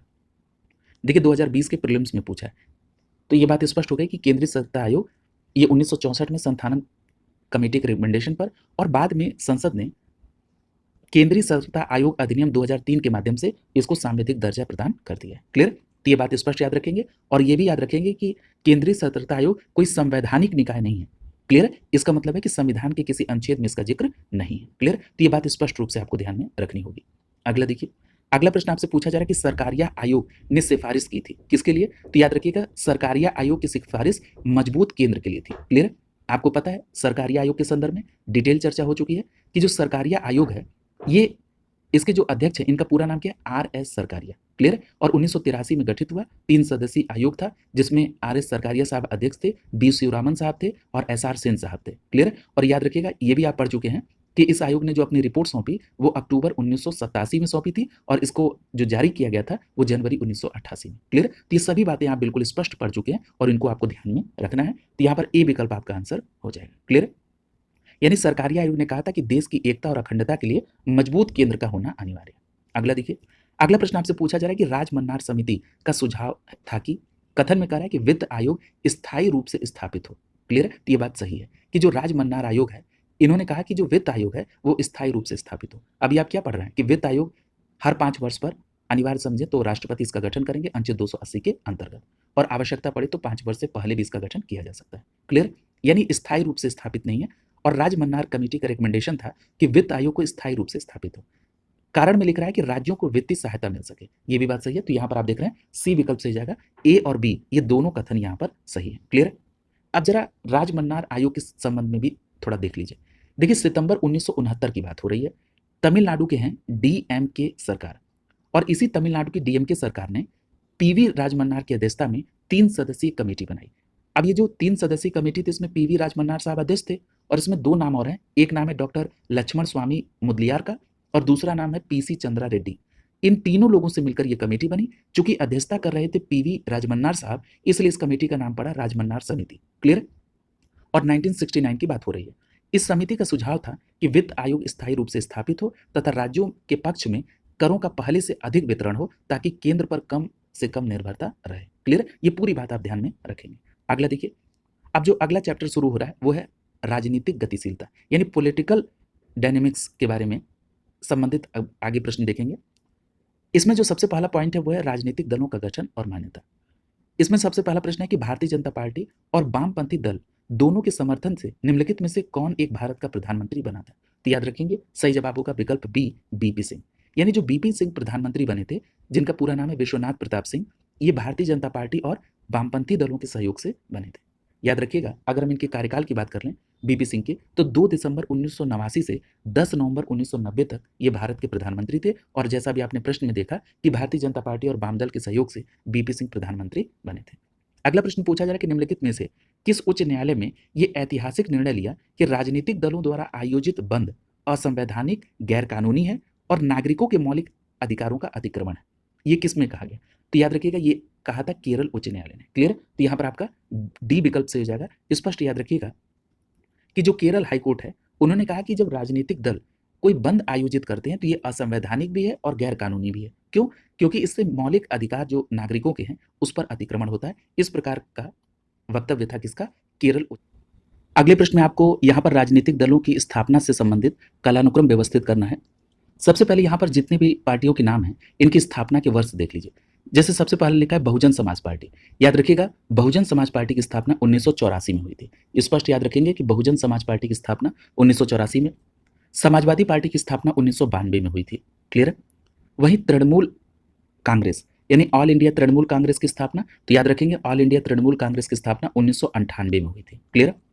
और अगर तेलुगु देशम पार्टी की बात करें तो तेलुगु देशम पार्टी की स्थापना 1982 में हुई थी। याद रखेंगे 1982 में तेलुगु देशम पार्टी की स्थापना हुई थी। क्लियर? तो अब आप यहाँ पर व्यवस्थित करिए कालानुक्रम। सबसे पहले क्या आ जाएगा? तेलुगु देशम पार्टी, यानी यहाँ पर 3 कूट जब बनाएंगे तो 3 से स्टार्ट होगा। उसके बाद कौन आएगा? बहुजन समाज पार्टी 1984 में, यानी 3 के बाद 1, और 3 के बाद 1 के आधार पर अगर आप देखेंगे तो यहाँ पर आपका डी विकल्प आंसर हो जाएगा। क्लियर? तो इस बात को आप ध्यान में रखते हुए इस प्रश्न का आंसर करेंगे। डी विकल्प आपका आंसर होगा। यूपी पीसीएस 2022 के प्रीलिम्स में यह प्रश्न पूछा गया था। राजनीतिक दलों की स्थापना से संबंधित प्रश्न कई बार पूछे गए। तेलुगु देशम पार्टी की बात करें तो 1982 में, बहुजन समाज पार्टी की स्थापना 1984 में, समाजवादी पार्टी की स्थापना 1982 में, और ऑल इंडिया तृणमूल कांग्रेस की स्थापना 1998 में की गई थी। क्लियर? तो ये बात आप ध्यान में रखेंगे। अगला जो प्रश्न है, यहाँ पर आपको सूची को सुमेलित करना है। यहाँ पर राजनीतिक दलों के विचारों के नाम है और दूसरी तरफ राजनीतिक दलों के नाम है। सबसे पहले बात करें अहस्तक्षेप की नीति वाला, तो देखिए अहस्तक्षेप की नीति की बात करें तो ये संबंधित है स्वतंत्र दल से। क्लियर? तो यहाँ पर एक को आप दूसरे के साथ। लोकतांत्रिक समाजवाद की बात करें तो ये किससे संबंधित है? ये प्रजा समाजवादी पार्टी से संबंधित है। क्लियर? तो यहाँ पर आप बी को पहले के साथ सुमेलित कर देंगे। अतिवादी समाजवादी, याद रखिएगा जब अतिवादी समाजवादी की बात होगी तो ये संयुक्त समाजवादी दल से संबंधित है, यानी सी को आप सुमेलित कर देंगे किसके साथ? चौथे के साथ। और वैज्ञानिक समाजवाद की बात करें तो ये साम्यवादी दल से, वैज्ञानिक समाजवाद साम्यवादी दल से, यानी डी को तीसरे के साथ। तो कूट बन रहा है 2 1 4 3, और 2 1 4 3 के आधार पर यहाँ पर ए विकल्प आपका आंसर हो जाएगा। क्लियर? तो ये बात भी आप ध्यान में रखेंगे। अगला प्रश्न देखिए, तो ये बात स्पष्ट हो गई कि अहस्तक्षेप वाली नीति स्वतंत्र दल की, लोकतांत्रिक समाजवाद प्रजा समाजवादी दल, अतिवादी समाजवाद संयुक्त समाजवादी दल, और वैज्ञानिक समाजवाद ये साम्यवादी दल से संबंधित है। क्लियर? अगला प्रश्न देखिए, अगला जो प्रश्न है ये कथन और कारण से संबंधित प्रश्न है। कथन में कहा जा रहा है कि चुनाव की घोषणा होते ही राजनीतिक दलों को आदर्श आचार संहिता का पालन करना होता है। तो ये कथन बिल्कुल सही है।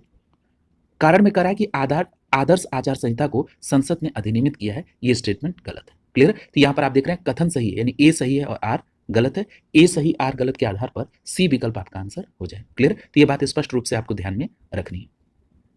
देखिए, आमतौर पर निर्वाचन आयोग चुनाव की प्रक्रिया की शुरुआत के कुछ सप्ताह पहले एक संवाददाता सम्मेलन करता है जिसमें चुनाव की घोषणा करता है। इस घोषणा के उपरांत उम्मीदवारों और राजनीतिक दलों पर चुनाव आचार संहिता तत्काल रूप से लागू हो जाती है। चुनाव के प्रचार के दौरान चुनाव लड़ने वाले राजनीतिक दल और उम्मीदवारों से यह अपेक्षा की जाती है कि वो निर्वाचन आयोग द्वारा लगाए गए आदर्श आचार संहिता का पालन करें। ये जो आदर्श आचार संहिता है, ये राजनीतिक दलों के लिए नियमों का एक समूह है जो कि राजनीतिक दल की सहमति से उन पर लागू किया जाता है तथा सभी दलों से उन नियमों के पालन की अपेक्षा की जाती है। याद रखिएगा, सबसे पहले 1960 में केरल के विधानसभा चुनाव के दौरान आदर्श आचार संहिता बनाया गया था। तब बताया गया कि क्या करें और क्या ना करें। इसके बाद 1962 में जब लोकसभा का आम चुनाव हुआ तो पहली बार चुनाव में इस आधार संहिता को सभी मान्यता प्राप्त राजनीतिक दलों में वितरित किया गया। क्लियर है? तो ये बात ध्यान में रखेंगे। और उसके बाद 1967 में लोकसभा और विधानसभा के चुनाव में पहली बार राज्य सरकारों से यह आग्रह किया गया कि राजनीतिक दल इसके अनुपालन में कहें। ठीक है, यानी जब तक ये लागू होगा तब तक वो इसके अंतर्गत पालन करेंगे। तो याद रखेंगे ये 1960, 1962 और 1967 से संबंधित इसका इतिहास है। क्लियर है? अगला प्रश्न देखिए। अगला प्रश्न आपसे पूछा जा रहा है कि केरल में प्रथम साम्यवादी राज्य सरकार का गठन किस वर्ष हुआ? तो याद रखेंगे केरल में पहले साम्यवादी सरकार का जो गठन है ये 1957 में हुआ था। यहाँ पर सी विकल्प से हो जाएगा। ये प्रश्न कई बार पूछा गया है। स्पष्ट याद रखेंगे कि केरल में पहले साम्यवादी राज्य सरकार का गठन 5 अप्रैल 1957 को और अवसान इसका 31 जुलाई 1962 को हुआ था। और मुख्यमंत्री कौन थे? तो याद रखेंगे इसके मुख्यमंत्री थे EMS नंबूदिरीपाद। क्या नाम था इसके मुख्यमंत्री का? याद रखेंगे EMS नंबूदिरीपाद। क्लियर? तो ये बात स्पष्ट याद रखेंगे। अगला देखिए। अगला प्रश्न पूछा जा रहा है कि भारत में कोई भी राजनीतिक दल राष्ट्रीय दल के रूप में मान्यता प्राप्त कर सकता है यदि वो राज्य स्तर पर दल कम से कम कितने राज्यों में? तो याद रखिएगा अगर कोई भी दल कम से कम 4 राज्यों में क्षेत्रीय दल के तौर पर मान्यता प्राप्त है तो ऐसे दल को राष्ट्रीय दल के तौर पर मान्यता मिल सकती है। तो यहाँ पर आपका बी विकल्प से हो जाएगा कम से कम 4 राज्यों में। क्लियर? तो ये बात स्पष्ट रूप से याद रखें ना। देखिए किसी भी दल को राष्ट्रीय दल के तौर पर मान्यता देने के लिए कुछ शर्तें हैं। जरा उन शर्तों को देख लीजिए। इसमें से आप एक शर्त देख रहे थे कि कम से कम 4 राज्यों में राज्य स्तरीय दल के तौर पर उसे मान्यता हो तब भी वो राष्ट्रीय दल की मान्यता प्राप्त कर सकता है। इसके अलावा लोकसभा और विधानसभा के आम चुनाव में 4 अथवा 4 से अधिक राज्यों में वैध मतों का 6% मत प्राप्त हो तथा इसके साथ वह किसी राज्य या राज्यों में लोकसभा में 4 सीटें प्राप्त करता हो तब भी उसको राष्ट्रीय दल की मान्यता मिल जाएगी। यानी लोकसभा या राज्यसभा की विधानसभा में चुनाव में 4 या 4 से अधिक राज्यों में जो वैध मत है उसका 6% प्राप्त किया हो, साथ ही साथ किसी राज्य या राज्यों में लोकसभा में वो 4 सीटें प्राप्त किया हो तो उसे राष्ट्रीय दल के तौर पर मान्यता मिलेगी। इसके अलावा यदि दल लोकसभा में 2% स्थान जीतता है तथा ये सदस्य 3 विभिन्न राज्यों से चुनकर आते हैं तो ऐसी स्थिति में भी राष्ट्रीय दल की मान्यता मिल सकती है। और तीसरी कंडीशन जो प्रश्न में आपसे पूछी गई कि यदि दल कम से कम 4 राज्यों में राज्य स्तरीय यानी क्षेत्रीय स्तरीय दल के तौर पर मान्यता प्राप्त है तब भी उसको मान्यता प्राप्त हो जाएगी राष्ट्रीय दल की। क्लियर? अगला देखिए। अगले प्रश्न में पूछा जा रहा है कि निम्नलिखित में से कौन सा एक दल ऐसा है जिसको राष्ट्रीय राजनीतिक दल के तौर पर मान्यता नहीं है? तो यहाँ पर आपका सी विकल्प सही हो जाएगा। स्पष्ट याद रखिएगा कि जो तेलुगु देशम पार्टी है इसको राष्ट्रीय राजनीतिक दल के तौर पर मान्यता नहीं है। क्लियर? तो सी विकल्प आपका आंसर हो जाएगा। ये बात आपको स्पष्ट रूप से ध्यान में रखना है। क्लियर?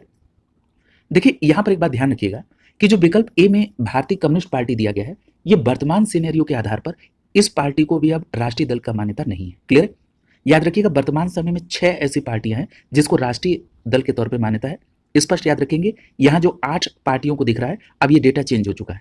6 पार्टियों को राष्ट्रीय दल का मान्यता है। सबसे पहले ये देख लीजिए कि किसकी मान्यता हट गई है। तो याद रखिएगा तृणमूल कांग्रेस की राष्ट्रीय दल की मान्यता हट चुकी है। साथ ही साथ CPI की भारतीय कम्युनिस्ट पार्टी की भी ये मान्यता हट चुकी है। क्लियर? तो वर्तमान समय में 6 पार्टियां हैं। Bharatiya Janata party, Bahujan Samaj party, Indian national Congress, भारतीय मार्क्सवादी पार्टी। याद रखिएगा ये जो भारतीय कम्युनिस्ट पार्टी है इस पार्टी को CPI कहते हैं और एक है CPI-M। याद रखिएगा CPI-M का मतलब होता है मार्क्सवादी कम्युनिस्ट पार्टी। तो याद रखिएगा CPI-M को राष्ट्रीय दल का मान्यता प्राप्त है। क्लियर? लेकिन CPI से हट चुकी है। इसके अलावा राष्ट्रीय कांग्रेस पार्टी को और नेशनल पीपल्स पार्टी यानी NPP को इसको राष्ट्रीय दल की मान्यता है। क्लियर? तो याद रखेंगे CPI से और तृणमूल कांग्रेस से। अगर आप इतनी बात भी याद रखते हैं तब भी काम हो जाएगा। लेकिन यहां पर आपको CPI और CPI-M में कंफ्यूजन नहीं रखना है। CPI की राष्ट्रीय दल की मान्यता चली गई है, CPI-M को अभी भी राष्ट्रीय दल का दर्जा प्राप्त है और साथ ही साथ तृणमूल कांग्रेस को यह दर्जा हट चुका है। क्लियर? तो ये बात स्पष्ट रूप से आपको ध्यान में रखनी है। ये जो नेशनल पीपल्स पार्टी है याद रखिएगा ये 2019 में 4 राज्यों में अरुणाचल प्रदेश, मणिपुर, नागालैंड और मेघालय में इसमें राज्य स्तरीय पार्टी के तौर पर इसकी पहचान थी। फिर उसके बाद इसको राष्ट्रीय दल के तौर पर मान्यता मिली और अभी भी ये राष्ट्रीय दल के तौर पर मान्यता प्राप्त है। यहाँ पर एक बात और अपडेट कर लीजिएगा, RLD जो कि अभी केंद्र में सरकार में भी है NDA की, RLD की जो क्षेत्रीय पार्टी का दर्जा है वो भी हट गया है। क्लियर? तो ये भी बात आप ध्यान में रखिएगा। अगला प्रश्न देखिए। अगला जो प्रश्न है ये कथन और कारण से संबंधित प्रश्न है। कथन में कहा जा रहा है कि भारत में स्थायी दलीय व्यवस्था नहीं। तो ये बात सही है कि भारत में कोई स्थायी दलीय व्यवस्था नहीं है। और कारण में लिख रहा है कि भारत में अनेक राजनीतिक दल है। ये भी स्टेटमेंट सही है। लेकिन आप देख रहे हैं कि ये दोनों स्टेटमेंट इंडिविजुअल कैपेसिटी पे सही है लेकिन यहाँ पर व्याख्या नहीं हो रही है। तो इस आधार पर बी विकल्प सही हो जाएगा। ए और आर दोनों सही है, लेकिन सही व्याख्या नहीं हो रही है। क्लियर है? तो बी विकल्प आपका आंसर हो जाएगा। ये बात स्पष्ट रूप से याद रखेंगे कि भारत में स्थायी दल के तौर पर मान्यता नहीं है। यहाँ पर चुनाव आयोग ये निर्धारित करता है कि किस दल की मान्यता रहेगी या जाएगी। इसके लिए आयोग ने कुछ नियम शर्तें बनाई हैं और उन्हीं शर्तों के आधार पर विभिन्न दलों को विभिन्न तौर पर मान्यता दी जाती है। राष्ट्रीय दल, राज्य स्तरीय दल और मान्यता विहीन दल। क्लियर? तो ये सभी बातें आप ध्यान में रखेंगे। अगला प्रश्न देखिए, पूछा जा रहा है कि किसी राजनीतिक दल को क्षेत्रीय दल के तौर पर मान्यता दी जाती है किस आधार पर। यानी यहां पर कोई एक ऐसी कंडीशन है जो किसी राजनीतिक दल को क्षेत्रीय दल के तौर पर मान्यता देने के लिए फिट बैठती है। तो यहां पर देखिए सी विकल्प को लिखा है कि वह राज्य या तो लोकसभा या कह रहा है वह राज्य में या तो लोकसभा या विधानसभा के चुनाव में 8% वोट प्राप्त करता है। क्लियर है? यानी कोई ऐसा दल जो कि लोकसभा के आम चुनाव में कुल वैध मतों का 8% प्राप्त कर ले तो उसको क्या होगा, राजनीतिक दल के को क्षेत्रीय दल की मान्यता प्राप्त हो जाएगी। क्लियर है? तो यहाँ पर आपका सी विकल्प आंसर हो जाएगा। ये बात आप स्पष्ट रूप से ध्यान में रखेंगे। देखिए, जो राज्य स्तरीय दलों की मान्यता है उसके संदर्भ में जो शर्तें हैं वो यहाँ पर दी हैं, जरा उसको देख लीजिए। यदि उस दल ने राज्य की विधानसभा के आम चुनाव में राज्य में कुल पड़े वैध मतों का 6% मत प्राप्त किया हो, साथ ही साथ इसके अतिरिक्त उसने संबंधित राज्य में 2 सीटें प्राप्त कर ली हों, तब उसको राज्य स्तरीय दल की मान्यता मिल जाएगी। दूसरी कंडीशन है कि यदि लोकसभा के लिए आम चुनाव में उस राज्य में पड़े कुल मतों का 6% प्राप्त किया हो और राज्य में कम से कम एक लोकसभा की सीट जीत ली हो, तब भी उसको राज्य स्तरीय पार्टी की मान्यता मिल जाएगी। तीसरी कंडीशन है कि उस दल ने राज्य की विधानसभा के कुल स्थानों का 3% या 3 सीटें जो ज्यादा हो वो प्राप्त कर ली हो, तब भी उसको राज्य स्तरीय दल की मान्यता मिलेगी। और चौथी कंडीशन है कि यदि वो राज्य में लोकसभा के लिए हुए आम चुनाव में कुल वैध मतों का 8% प्राप्त कर लिया हो, तब भी उसको राज्य स्तरीय दल की मान्यता मिलेगी। और ये वाला जो उपबंध है ये 2011 में ऐड किया गया, इसीलिए ये प्रश्न में आपसे पूछ भी लिया। क्लियर है? तो ये बात स्पष्ट याद रखेंगे कि राज्य में लोकसभा के चुनाव में अगर कुल वैध मतों में 8% अगर प्राप्त कर लिया हो, तब भी उसको राज्य स्तरीय पार्टी का दर्जा मिल जाए। अगला प्रश्न पूछा जा रहा है कि भारत में कौन सा दल प्रणाली प्रचलित है। तो याद रखेंगे भारत में बहुदलीय प्रणाली है। क्लियर है? यानी यहाँ पर कई दल हैं, तो सी विकल्प आपका आंसर हो जाएगा कि भारत में बहुदलीय व्यवस्था है। अगला जो टॉपिक है वो है दल बदल कानून से संबंधित। तो यहाँ पर सबसे पहला प्रश्न आपसे पूछा जा रहा है कि दल बदल विरोधी अधिनियम के प्रावधान के अंतर्गत किसी लोकसभा के सदस्य को अयोग्य घोषित कर सकता है कौन। तो याद रखेंगे लोकसभा अध्यक्ष। ये बात स्पष्ट रूप से आपको ध्यान में रखना है, सी विकल्प आपका आंसर हो जाएगा। ये प्रश्न बहुत इंपॉर्टेंट है और कई परीक्षाओं में यह प्रश्न पूछा गया है। स्पष्ट याद रखिएगा कि दल बदल विरोधी अधिनियम के प्रावधान के अंतर्गत किसी लोकसभा सदस्य को अयोग्य घोषित करने की शक्ति लोकसभा अध्यक्ष के पास होती है। अगर हम बात करें कि ये संशोधन होकर कब इसको शामिल किया गया, तो याद रखेंगे 52वां संविधान संशोधन 1985। ये 52वां संविधान संशोधन 1985 दल बदल विरोधी संशोधन था और इसके तहत 10वीं अनुसूची को जोड़ा गया। क्लियर है? तो ये बात स्पष्ट रूप से आपको ध्यान में रखनी होगी। अगला देखिए, अगले प्रश्न आपसे पूछा जा रहा है कि दल बदल निरोध अधिनियम जिस तिथि को पारित हुआ वो कौन सी थी। तो ये तो आपने देख लिया कि 52वां संविधान संशोधन अधिनियम 1985। अब पूछा जा रहा है कि कब पारित हुआ। तो देखिए, याद रखिएगा कि यह अधिनियम पारित हुआ था 15 फरवरी 1985 को। तो यहाँ पर आपका बी विकल्प सही हो जाएगा। ये डेट भी याद रखना है आपको कि जो दल बदल निरोध अधिनियम था ये 15 फरवरी 1985 को पारित हुआ था। क्लियर? ये बात स्पष्ट रूप से ध्यान में रखना है, बी विकल्प आपका आंसर हो जाएगा। अगर आपसे ये प्रश्न पूछा जाए कि ये अधिनियम कब लागू हुआ, तो याद रखिएगा 1 मार्च 1985 को। क्लियर है? तो स्पष्ट याद रखेंगे 52वां संविधान संशोधन 1985 ये 15 फरवरी 1985 को पारित हुआ और 1 मार्च 1985 को ये लागू हुआ था। यहाँ पर एक बात और याद रखिएगा कि इस अधिनियम के अंतर्गत किसी पार्टी के टिकट पर निर्वाचित सदस्य को दल बदल से रोका जाता है। और अभी आपने देखा कि दल बदल विरोधी अधिनियम के प्रावधान के तहत किसी लोकसभा के सदस्य को अयोग्य घोषित करने की शक्ति लोकसभा अध्यक्ष के पास होती है और इससे संबंधित अनुसूची कौन सी है, 10वीं। ये सभी बातें आपको ध्यान में रखनी होगी। अगला प्रश्न देखिए, पूछा जा रहा है कि निम्नलिखित में से कौन दल बदल कानून से संबंधित नहीं है। इसमें सबसे पहला लिख रहा है कि किसी विधायक या सांसद को अयोग्य करार दिया जा सकता है यदि उसने स्वेच्छा से उस दल की सदस्यता त्याग दी हो जिसमें वो है। तो ये बात बिल्कुल सही है, दल बदल कानून के तहत बिल्कुल सही है। अगला करा है कि बी में कि किसी मुद्दे पर सदन में मतदान के समय अनुपस्थित रहने पर सांसद या विधायक को अयोग्य घोषित किया जा सकता है। तो ये भी दल बदल कानून के तहत बिल्कुल सही है। लोकसभा के अगर अध्यक्ष अयोग्य घोषित नहीं होंगे यदि बाद में वो किसी दूसरे दल की सदस्यता ग्रहण करते हैं, ये भी सही है। याद रखेंगे ये दल बदल कानून के तहत ये स्टेटमेंट गलत नहीं है। अगला करा कि एक सदस्य को अयोग्य घोषित किया जाएगा यदि राजनीतिक दल का विलय हो जाता है। देखिए राजनीतिक दल का अगर विलय हो जाए तब वो सदस्य जो है अयोग्य घोषित नहीं होगा, ये करा अयोग्य घोषित होगा, इसलिए ये स्टेटमेंट गलत है। क्लियर है? तो यहां पर याद रखेंगे डी विकल्प आपका आंसर हो जाएगा। क्लियर है? देखिए दल के विलय के संदर्भ में भी एक बदलाव हुआ है। पहले ये था कि अगर एक तिहाई सदस्य एक साथ चाहें तो दल बदल कर सकते हैं, लेकिन 91वें संविधान संशोधन 2003 के तहत 10वीं अनुसूची की धारा 3 को खत्म कर दिया गया। क्लियर है? जिसमें यह प्रावधान था कि एक तिहाई सदस्य एक साथ दल बदल कर सकते थे। क्लियर है? अब पूर्ण विलय का प्रावधान किया गया। क्लियर? इस बात को आप ध्यान में रखिएगा। अगला देखिए, अगला प्रश्न पूछा जा रहा है कि भारतीय संविधान के निम्नलिखित किस अनुसूची में दल बदल विरोधी कानून है? तो आपका जवाब होगा 10वीं अनुसूची में दल बदल विरोधी कानून है। तो यहाँ पर ए विकल्प सही हो जाएगा। ये बात आप स्पष्ट रूप से जानते हैं। और जो 10वीं अनुसूची जोड़ी गई दल बदल विरोधी कानून से संबंधित, ये 52वें संविधान संशोधन अधिनियम 1985 के तहत जोड़ी गई। और ये जो 52वां संशोधन हुआ, इसके द्वारा अनुच्छेद 102 और 191 में संशोधन किया गया। क्लियर? तो ये भी बात ध्यान में रखेंगे। अब ये प्रश्न उठता है कि अनुच्छेद 102 में क्या है? तो देखिए अनुच्छेद 102 में केंद्र में सदस्यता के लिए निर्भरता है, और उसी तरह अनुच्छेद 191 में विधानमंडल के सदस्य के संदर्भ में निर्भरता है। क्लियर है? तो ये बड़ी बात आपको ध्यान में रखनी है। अगला जो टॉपिक है वो है विविध यानी मिसलेनियस से संबंधित। इसमें सबसे पहला प्रश्न आपसे पूछा जा रहा है कि निम्नलिखित में से कौन सा कथन सही है? सबसे पहला लिखा है कि संविधान के अनुच्छेद 108 के द्वारा लोकसभा और राज्यसभा की संयुक्त बैठक का अनुमोदन किया गया है। तो ये तो बात बिल्कुल सही है। ठीक है, यह पहला स्टेटमेंट बिल्कुल सही है। अगला कह रहा है कि लोकसभा और राज्यसभा की पहली संयुक्त बैठक वर्ष 1961 में संपन्न हुई थी। तो ये भी बात सही है। और मैं आपसे ये पूछना चाह रहा था कि 1961 में किसके तहत? तो दहेज के लिए। क्लियर? ये आपको पता है। तो यहां पर आप देख रहे हैं कि ये दूसरा स्टेटमेंट भी बिल्कुल सही है।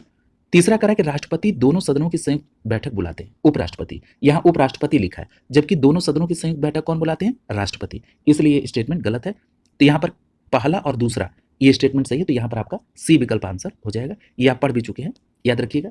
एपीए 2022 में ये प्रश्न पूछा गया था। सी विकल्प यहां पर आंसर हो गया। देखिए अनुच्छेद 108 जो है ये लोकसभा और राज्यसभा की संयुक्त बैठक को अनुमोदन देता है। क्लियर है? और लोकसभा और राज्यसभा की जो पहली संयुक्त बैठक थी ये 1961 में हुई थी। ये भी बात सही है। क्लियर? तो ये बात ध्यान में आप रखेंगे, ये ध्यान रखिएगा। और आपको पता है कि 1961 में दहेज के लिए और 1966 में बैंकिंग से संबंधित। क्लियर? अगला देखिए, अगला जो प्रश्न पूछा जा रहा है कि एक लोक कल्याणकारी राज्य के लिए कार्य के रूप में भारत में स्वावलंबन योजना निम्नलिखित में से किस वर्ष प्रारंभ की गई थी? तो याद रखिएगा जो स्वावलंबन योजना की शुरुआत हुई थी वो सितंबर 2010 में हुई थी। किसमें? सितंबर 2010 में। तो यहाँ पर आपका डी विकल्प आंसर हो जाएगा। क्लियर? तो ये बात स्पष्ट रूप से आपको ध्यान में रखना है कि स्वावलंबन योजना की शुरुआत 26 सितंबर 2010 को केंद्र सरकार द्वारा असंगठित क्षेत्र के कामगारों के लिए पेंशन के रूप में ये शुरू की गई थी। और याद रखिएगा इस योजना की का जो स्थान है वो अटल पेंशन योजना ने ले लिया। ये मई 2015 में शुरू की गई। क्लियर? ये मई 2015 में अटल पेंशन योजना शुरू हुई।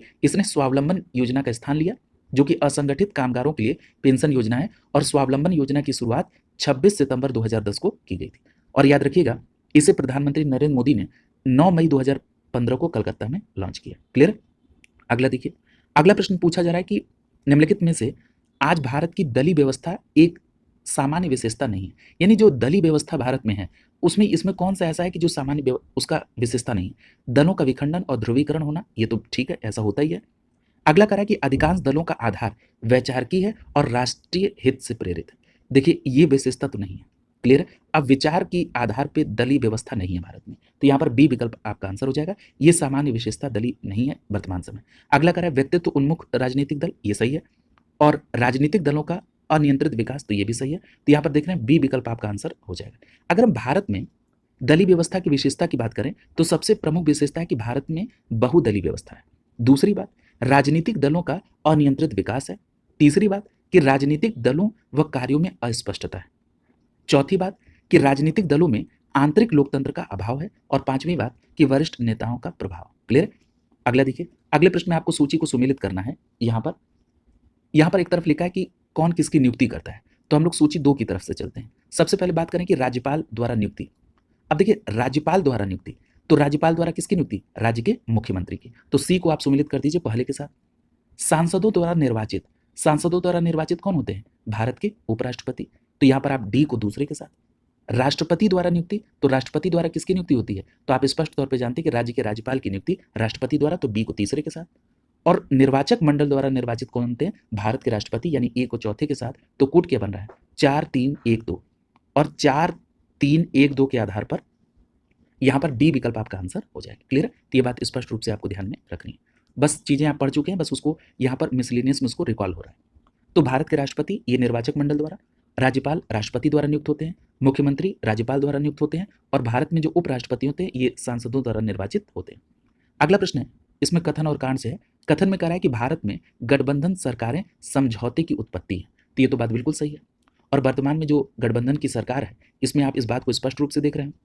और कारण में लिख रहा है कि समझौते परिस्थितियों और बाध्यताओं के प्रतिफल होते हैं। तो ये भी बात सही है, यानी यहाँ पर कथन भी सही है और कारण भी सही है और व्याख्या भी बिल्कुल सही हो रही है। तो यहाँ पर आपका ए विकल्प आंसर हो जाए। क्लियर? तो ये बात स्पष्ट रूप से आप ध्यान में रखेंगे। अगला देखिए, अगला प्रश्न पूछा जा रहा है कि नौकरशाही का कौन सा मॉडल इस समय भारत में विद्यमान है। तो देखिए यहाँ पर अगर नौकरशाही के मॉडल की बात करें तो वर्तमान समय में अर्ध राजनीतिकृत नौकरशाही है। तो यहाँ पर आपका सी विकल्प आंसर हो जाएगा कि अर्ध राजनीतिक नौकरशाही मॉडल जो है इस समय व्याप्त है, यानी सरकार की नीतियों, कानूनों और जो निर्णय है इसके अनुसार दिन प्रतिदिन प्रशासन चलाने के लिए नौकरशाही जिम्मेदार होती है, और राजनीतिक कार्यप्रणाली केवल कार्यों, मार्गदर्शकों का और इनका परिवीक्षण ही करती है। तो नौकरशाही की जो व्यवस्था है ये अर्ध राजनीतिक मॉडल पर आधारित है। अगला प्रश्न देखिए, पूछा जा रहा है कि निर्गत मत सर्वेक्षण के विषय में कौन सा कथन सही है। निर्गत मत सर्वेक्षण, अब इसमें पहला कह रहा है कि निर्गत मत सर्वेक्षण अभिव्यक्ति का प्रयोग मतदाताओं के उस निर्वाचनेतर सर्वेक्षण को व्यक्त करता है जिससे यह पता चले कि मतदाताओं ने अपने मताधिकार का प्रयोग किस प्रत्याशी के पक्ष में किया है। इसको क्या बोलते हैं? निर्गत मत सर्वेक्षण। देखिए, निर्गत मत सर्वेक्षण यानी मत पढ़ने के बाद किया गया सर्वेक्षण, ठीक, जिसको आप एक शब्द प्रयोग करते हैं, अभी आपने उसको देखा होगा, एग्जिट पोल। एग्जिट पोल वही है, यानी जब मतदान हो जाए तब मतदाता से ये पूछा जाए कि आपने किस प्रत्याशी के पक्ष में मतदान किया है, इसी को कहा जाता है निर्गत मत सर्वेक्षण। देखिए कई बार ऐसा होता है कि हिंदी के टर्म बहुत कन्फ्यूजन क्रिएट कर देते हैं, तो ये मेरी व्यक्तिगत सलाह होगी कि आप तुरंत उसके इंग्लिश टर्म्स को देख लेंगे ताकि वो चीज़ें बिल्कुल स्पष्ट हो जाएंगी। क्लियर? अभी एग्जिट पोल लिखा रहता तो आप सभी इसको बहुत आसानी से समझ गए रहते। अब तो आपको बिल्कुल समझ में आ गया होगा, ए विकल्प आपका यहाँ पर आंसर हो जाएगा। क्लियर? ये बात ध्यान में आप रखेंगे। देखिए यहाँ पर लिखा भी है कि इसको एग्जिट पोल सर्वे कहा जाता है, प्री पोल एग्जिट। अगले प्रश्न में पूछा जा रहा है कि निम्न में से किसी देश की पहली महिला प्रधानमंत्री बनने वाली महिला कौन है। देखिए यहाँ पर प्रश्न को जरा ध्यान से पढ़ेंगे, पूछा जा रहा है किसी देश की, तो किसी देश का मतलब भारत के अतिरिक्त भी। देखिए अगर भारत में पूछा जाता तो याद रखिएगा इंदिरा गांधी भारत की पहली महिला प्रधानमंत्री थी, लेकिन किसी देश की पूछा जा रहा है तो ये बात आप सभी जानते भी होंगे कि श्रीलंका में सबसे पहले महिला प्रधानमंत्री बनी थी। क्लियर? भंडार नायके। क्लियर? तो ये बात ध्यान में आप रखेंगे। आइए और विकल्प देख लेते हैं। हाँ देखिए यहाँ पर डी विकल्प में उनका नाम भी मेंशन है, सिरिमाओ भंडार नायके। डी विकल्प से हो जाएगा। सिरिमाओ भंडार नायके जो थी ये श्रीलंका की प्रधानमंत्री बनी थी और विश्व की पहली महिला प्रधानमंत्री, क्या नाम है, सिरिमाओ भंडार नायके। ये 1960 से 65 तक प्रधानमंत्री थी, और भारत की अगर पहली महिला प्रधानमंत्री पूछा जाता तो वो इंदिरा गांधी थी। क्लियर? अगला प्रश्न पूछा जा रहा है कि भारत में संसद द्वारा panchayat extension to schedule areas ये कानून कब पारित हुआ। तो याद रखेंगे ये 1996 में पारित हुआ था। स्पष्ट याद रखेंगे, बी विकल्प आपका आंसर हो जाएगा। ये बात याद रखिएगा कि भारत की संसद द्वारा panchayat extension to schedule areas अधिनियम 1996 में पारित किया गया। इस अधिनियम के द्वारा संविधान के भाग 9 के पंचायतों से जुड़े प्रावधानों को जरूरी संशोधन के साथ अनुसूचित क्षेत्रों में विस्तारित करने का लक्ष्य था, और 1995 में भूरिया समिति की रिपोर्ट पर संसद ने इस अधिनियम को 10 राज्यों आंध्र प्रदेश, छत्तीसगढ़, गुजरात, हिमाचल प्रदेश, झारखंड, मध्य प्रदेश, महाराष्ट्र, उड़ीसा, राजस्थान, तेलंगाना में अधिसूचित जो क्षेत्र थे उसमें इसको लागू किया। ये भी बात ध्यान रखेंगे, और किस समिति के रिकमेंडेशन पर? भूरिया समिति 1995 की रिपोर्ट के आधार पर। क्लियर? तो ये बात भी ध्यान में रखिएगा। अगला प्रश्न पूछा जा रहा है कि निम्नलिखित युग्मों में से कौन सा एक सही सुमेलित नहीं है। अब देखिए यहाँ पर राज्यों के नाम है और विधानसभा की सीटें दी गई। अगर बात कर लें हम लोग उत्तराखंड की, आपसे पूछ रहा है कौन सुमेलित नहीं है। उत्तराखंड में याद रखिएगा विधानसभा की जो सीटों की संख्या वो 70 है, ये बात सही है। उत्तराखंड में विधानसभा की सीटें कितनी है? 70, ये सही है। गोवा की बात करें तो गोवा में विधानसभा की 40 सीटें, ये भी सही है। उत्तर प्रदेश में विधानसभा की 403 सीट है, ये भी सही है। याद रखिएगा जो मणिपुर है यहाँ पर विधानसभा की 60 नहीं, कितनी सीटें हैं? 62 नहीं 60 सीटें, याद रखिएगा। मणिपुर में 62 नहीं 60 सीटें हैं विधानसभा की, तो यहाँ पर डी विकल्प से हो जाएगा, ये सही सुमेलित नहीं था। पीसीएस 2022 के प्रीलिम्स में ये प्रश्न पूछा गया, तो याद रखेंगे गोवा में 40 सीट। क्लियर? अब एक बात यहाँ पर याद रखिएगा, गोवा के साथ साथ मिजोरम भी याद रखिएगा। याद रखिएगा कि मिजोरम में भी विधानसभा की कितनी सीटें? 40। उत्तराखंड में 70 सीट, मणिपुर में 60 और उत्तर प्रदेश में 403 सीट। क्लियर। अगला देखिए, अगले प्रश्न में आपको सूची को सुमेलित करना है। यहाँ पर कुछ कोड हैं और उनको लागू करने के वर्ष हैं। जैसे सबसे पहले लिखा है कोड ऑफ सिविल प्रोसीजर। याद रखिएगा ये जो कोड ऑफ सिविल प्रोसीजर है ये कब लागू हुआ, तो याद रखिएगा 1859 में। कब लागू हुआ था? 1859 में, कोड ऑफ सिविल प्रोसीजर। तो यहाँ पर आप देख रहे हैं एक को दूसरे के साथ। Indian penal code, Indian penal code को कब लागू किया गया था? 1860 में। 1859 में कोड ऑफ सिविल प्रोसीजर और 1860 में इंडियन पिनल कोड, यानी बी को चौथे के साथ। और क्रिमिनल प्रोसीजर कोड, तो क्रिमिनल प्रोसीजर कोड 1862 में, यानी यहाँ पर सी को पहला। और पुलिस एक्ट कब? तो याद रखिएगा पुलिस एक्ट संबंधित है कब से? 1861 से, तो यहाँ पर डी को तीसरा। देखिए ये प्रश्न अब इसलिए भी महत्वपूर्ण है क्योंकि 2024 में इसमें कई सारे बदलाव किए गए, 3 नए कानून आए हैं, तो याद रखिएगा ये बहुत इंपॉर्टेंट हो जाता है ये प्रश्न। तो 2 4 1 3 इस आधार पर यहाँ आप देख रहे हैं ए विकल्प आपका आंसर हो जाए। क्लियर। तो ये बात बिल्कुल स्पष्ट रूप से आपको ध्यान में रखनी होगी। क्लियर।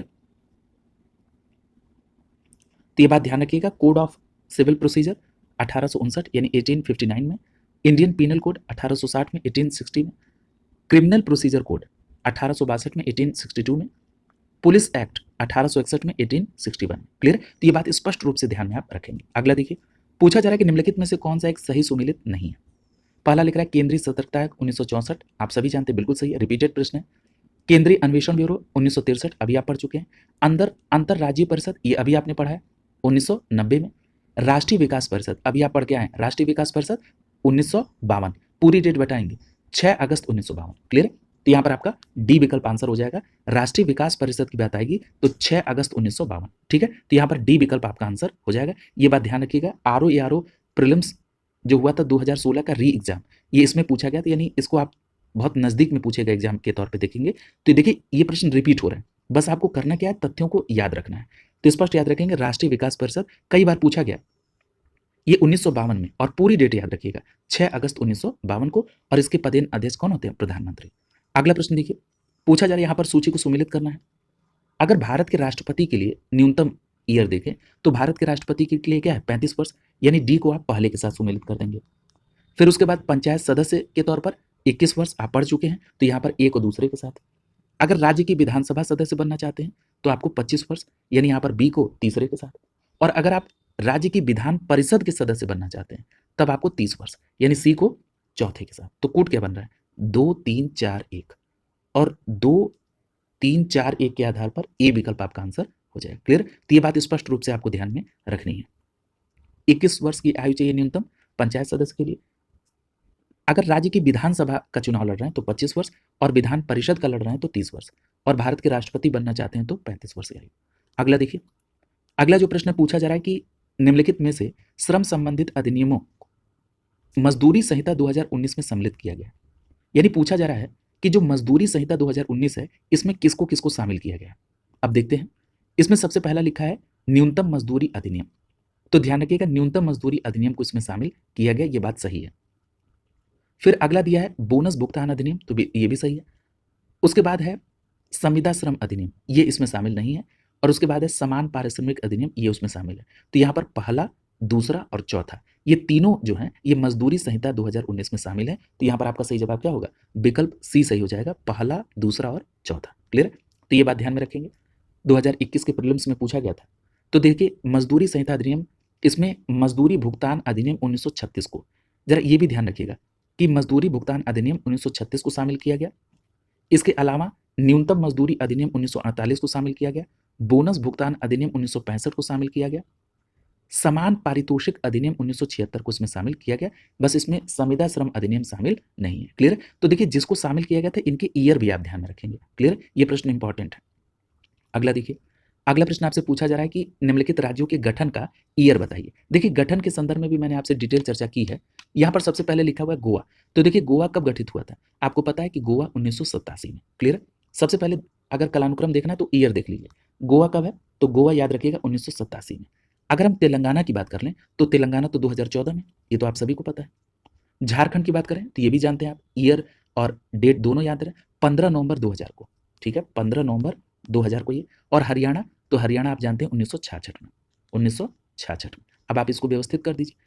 सबसे पहले आप हरियाणा को लेंगे, यानी ये 4 से स्टार्ट होगा, फिर उसके बाद हरियाणा के बाद आप किसको लेंगे, गोवा को, 87 है, यानी 4 के बाद 1, 4 के बाद 1 के आधार पर यहाँ पर बी विकल्प आपका आंसर हो। 4 के बाद 1 किसमें है, बी विकल्प में। क्लियर, तो यहाँ पर बी विकल्प आपका आंसर हो जाए। 2021 के प्रीलिम्स में यह प्रश्न पूछा था। एक बार पूरी डेट देख लीजिए। हरियाणा की बात करें तो 1 नवंबर 1966 को, गोवा की बात करें तो 30 मई 1987 को, झारखंड की बात करें तो 15 नवंबर सन 2000 को, और तेलंगाना की बात करें तो 2 जून 2014 को। क्लियर, पूरी डेट आप ध्यान में रखेंगे। अगला प्रश्न पूछा जा रहा है कि मार्च 2020 में संघ शासित क्षेत्र जम्मू और कश्मीर के लोकसभा तथा राज्यों के विधानसभा के निर्वाचक क्षेत्रों के पुनर्परिसीमन के लिए गठित परिसीमन आयोग की अध्यक्षता कौन कर रहे थे। तो देखिए, जो जम्मू कश्मीर केंद्र शासित प्रदेश के लोकसभा और विधानसभा क्षेत्रों के परिसीमन के लिए जो आयोग गठित किया गया, इसकी अध्यक्षता की बात करें तो रंजना प्रकाश देसाई, ये रंजना प्रकाश देसाई अध्यक्षता, तो यहाँ पर आपका डी विकल्प आंसर हो जाएगा। ये बात स्पष्ट रूप से आप ध्यान में रखेंगे। देखिए, मार्च 2020 में संघ शासित प्रदेश जम्मू कश्मीर और पूर्वोत्तर राज्यों के 4 राज्य, इसमें असम, अरुणाचल प्रदेश, मणिपुर और नागालैंड, इसमें लोकसभा और राज्यों की विधानसभा के लिए परिसीमन आयोग गठित हुआ था। इसकी अध्यक्षता सेवानिवृत्त जस्टिस रंजना प्रकाश देसाई नियुक्त थे। क्लियर, तो ये बात ध्यान में रखेंगे। अगला देखिए, अगला प्रश्न पूछा जा रहा है कि निम्नलिखित में से कौन से पदाधिकारियों को हटाने में संसद की भूमिका नहीं होती है। अब देखिए, ये आप पढ़ भी चुके हैं, अब आपको बताना है कि संसद की भूमिका किसमें नहीं है। पहला करा कि उच्च न्यायालय के न्यायाधीश, तो ये बात सही है कि इसमें भूमिका है, संसद की भूमिका है। ठीक है, उच्चतम न्यायालय के न्यायाधीश को हटाने में भी संसद की भूमिका है। अगला करा कि अध्यक्ष लोक सेवा आयोग, लोक सेवा आयोग के अध्यक्ष को हटाना हो तो इसमें संसद की भूमिका नहीं होती है, तो ये तो इसमें भूमिका। भारत के नियंत्रक एवं महालेखा परीक्षक, तो देखिए भारत के नियंत्रक एवं महालेखा परीक्षक को हटाना हो तब भी संसद की भूमिका होती है। क्लियर, तो यहाँ पर संघ लोक सेवा आयोग के अध्यक्ष को हटाना हो तो संसद की भूमिका नहीं है। तो यहाँ पर आप देख रहे हैं केवल तीसरा ही इसमें है और बाकी तो संसद की भूमिका के अंतर्गत है। तो यहाँ पर केवल 3, अब ऑप्शन में देखिए केवल 3, डी विकल्प आपका आंसर हो जाएगा। क्लियर, तो ये बात ध्यान में रखेंगे। ये 2020 के प्रीलिम्स में पूछा गया था पीसीएस के। देखिए, उच्चतम न्यायालय के न्यायाधीश को हटाने की जो प्रक्रिया है, ये भारतीय संविधान में अनुच्छेद 124 के सब क्लॉज 4 में है।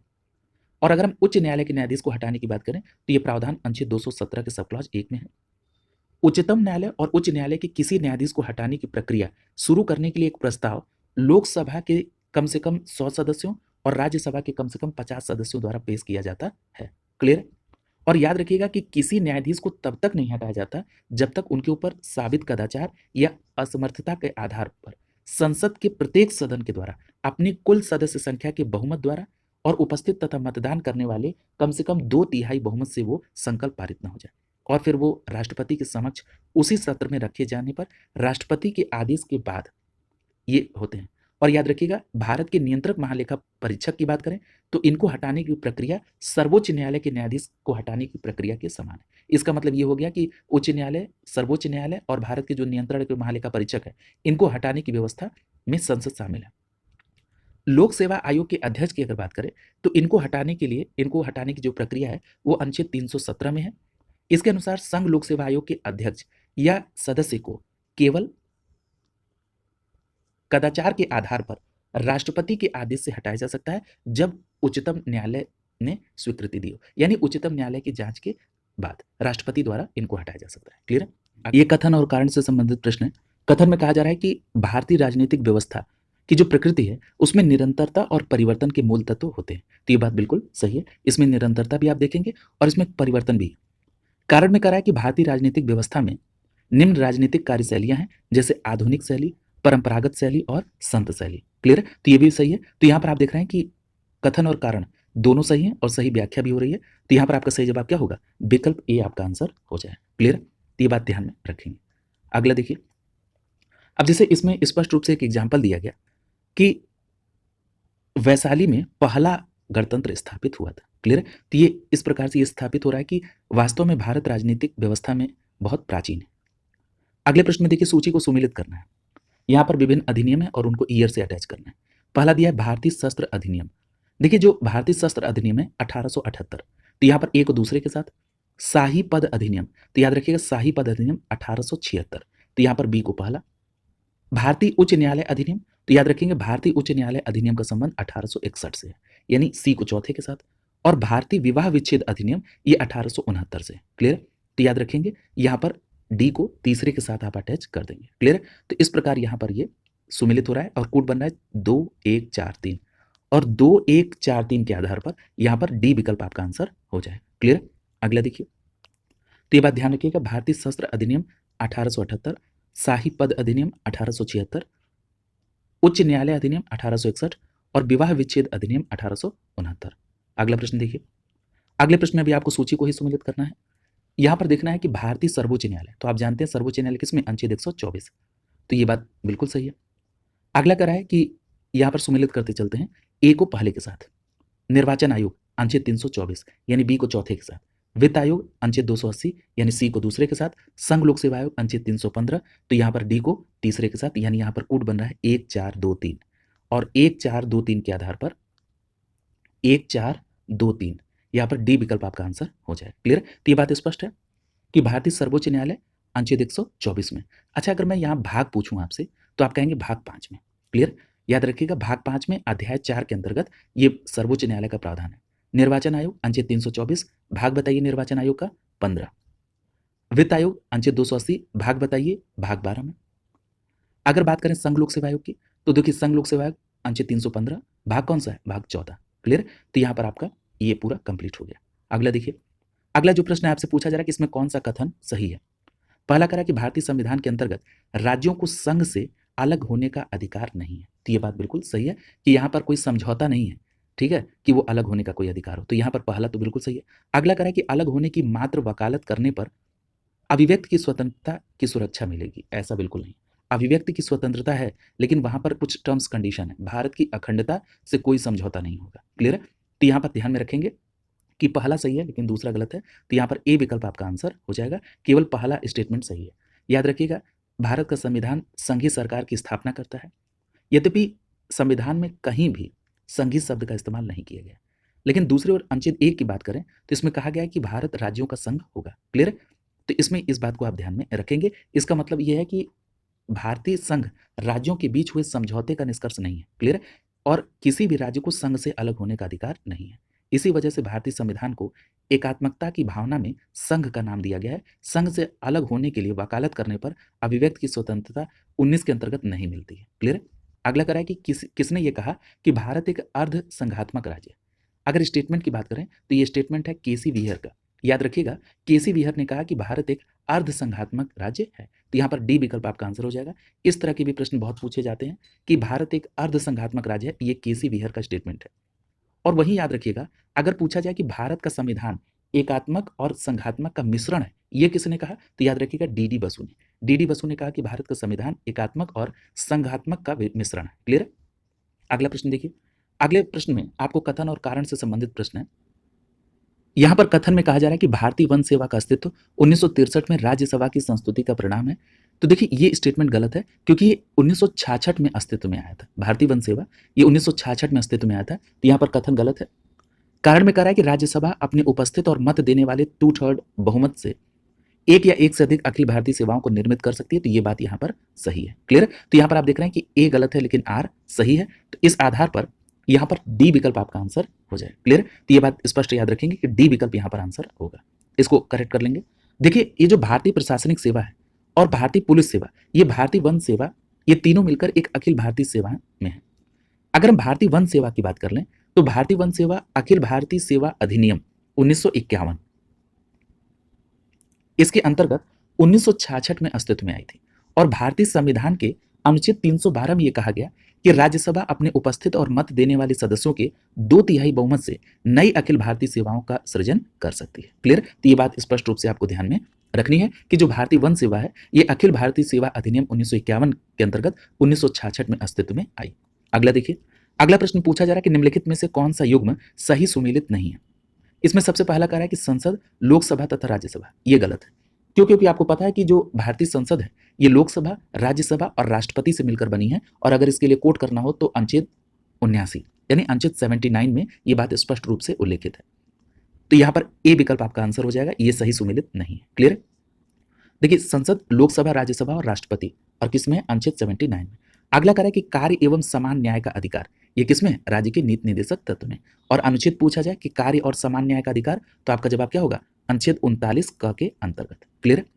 अल्पसंख्यकों के हितों का संरक्षण, तो ये किसमें है, ये मूल अधिकार में ये बिल्कुल सही है, और ये किसमें, अनुच्छेद 29 के अंतर्गत आ जाएगा। राष्ट्रीय ध्वज और राष्ट्रगान का सम्मान, तो ये मूल कर्तव्य के अंतर्गत आएगा।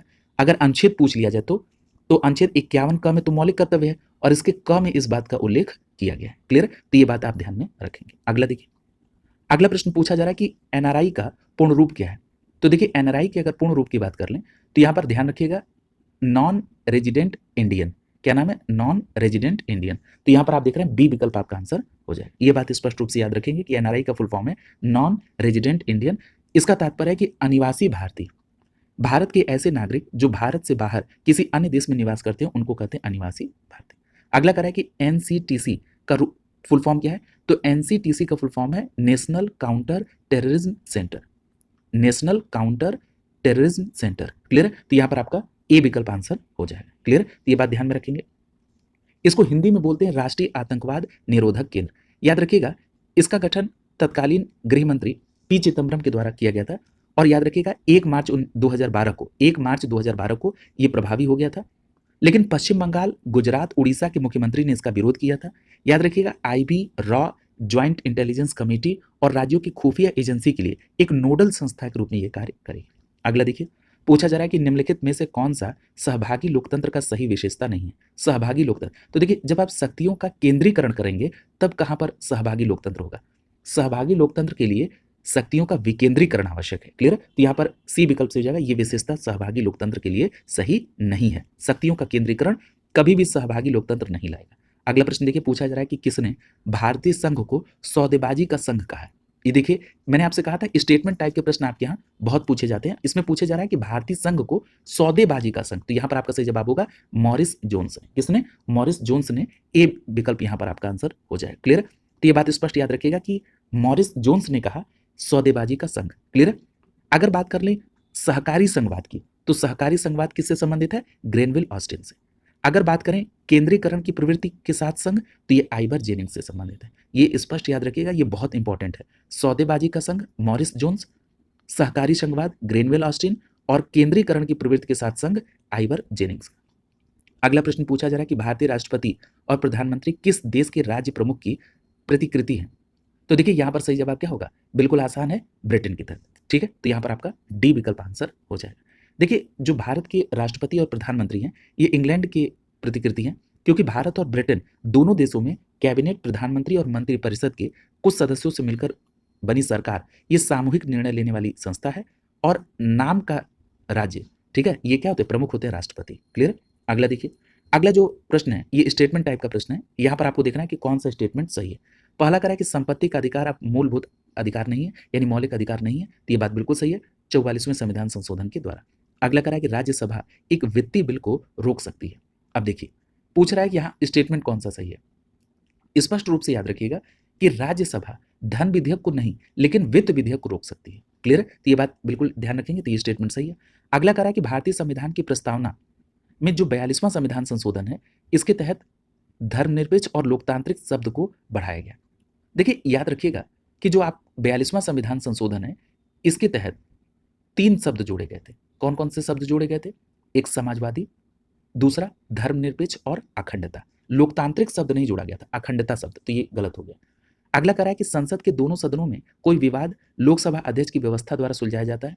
संसद के दोनों सदनों में नहीं, संसद के दोनों सदनों में अगर किसी साधारण बहुमत पर कोई डिस्प्यूट है तो उसमें राष्ट्रपति एक संयुक्त बैठक बुलाते हैं जिसकी अध्यक्षता लोकसभा अध्यक्ष करते हैं। तो ये यहाँ पर स्टेटमेंट सही नहीं है। तो यहाँ पर पूछा जा रहा है कौन सा सही है, तो यहाँ पर पहला और दूसरा, इस प्रकार यहाँ पर ए विकल्प आपका आंसर हो जाएगा। क्लियर, तो ये बात ध्यान में रखेंगे। देखिए, संपत्ति का जो अधिकार है, मैंने अभी आपसे कहा कि ये कैसा अधिकार है, विधिक अधिकार। 44वें संविधान संशोधन के द्वारा मूल अधिकार से हटाकर इसको अनुच्छेद 300 क के तहत शामिल किया गया है। दूसरी बात कि राज्यसभा धन विधेयक को नहीं लेकिन वित्त विधेयक को रोक सकती है। और तीसरी बात कि 42वें संविधान संशोधन के द्वारा समाजवादी, धर्मनिरपेक्ष और अखंडता शब्द को जोड़ा गया था। याद रखिएगा कि लोकसभा अध्यक्ष लोकसभा के विवाद का निपटारा कर सके, न कि दोनों सदनों के। अगर संसद के दोनों सदनों के मध्य विवाद है तो वो संयुक्त बैठक के द्वारा सुलझाया जाता है जिसकी अध्यक्षता लोकसभा अध्यक्ष करते हैं। क्लियर है, लेकिन एक बात याद रखेंगे कि धन विधेयक पर विवाद के संदर्भ में संयुक्त बैठक का प्रावधान नहीं है। क्लियर, क्योंकि धन विधेयक पर लोकसभा का प्रभुत्व होता है। अगले प्रश्न में पूछा जा रहा है कि निम्नलिखित में से कौन एक समान प्रक्रिया से किए जाते हैं। एक समान प्रक्रिया से किए जाते हैं, क्या किए जाते हैं, नियुक्त किए जाते हैं, हटाए जाते हैं, किस तरह की बात हो रही है? आइए जरा इसको डिटेल में देख लेते हैं। ये प्रश्न में थोड़ा सा डिस्प्यूट दिख रहा है, मतलब कुछ मिसप्रिंट है इसमें। भारत के सर्वोच्च न्यायालय के जो न्यायाधीश, ये भारत के मुख्य निर्वाचन आयुक्त को एक समान प्रक्रिया से अपदस्थ किया जा सकता है। ओह, यहाँ पर पूछा जा रहा है हटाने की प्रक्रिया। अब जरा देखिए जरा, भारत के सर्वोच्च न्यायालय के जो न्यायाधीश हैं, अगर इनको हटाने की बात करें तो आपको पता है कि अनुच्छेद 124 के सब क्लॉज 4 में इसका रूलिंग है। क्लियर है? इनको हटाने की। फिर वहीं भारत के नियंत्रक के महालेखा परीक्षक, ये अभी आप एक प्रश्न में पढ़ चुके हैं कि इन दोनों लोग को हटाने की सेम प्रक्रिया है। क्लियर है? संघ लोक सेवा आयोग के अध्यक्ष को हटाने की अलग, सुप्रीम कोर्ट की जांच के बाद राष्ट्रपति के द्वारा। क्लियर है? तो यहाँ पर तीसरा नहीं होगा।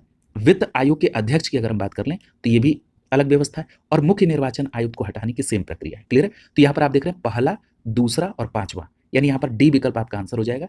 देखिए, अगर मुख्य निर्वाचन आयुक्त की बात कर लें तो इनको हटाने की प्रक्रिया किसमें है? अनुच्छेद 324 के सब क्लॉज 4 में। क्लियर है? ये बात स्पष्ट है? तो ये हो गया। अगर हम सी कैग को हटाने की बात करें तो इनको हटाने का प्रावधान किसमें है? अनुच्छेद 148 के सब क्लॉज 1 में। क्लियर है?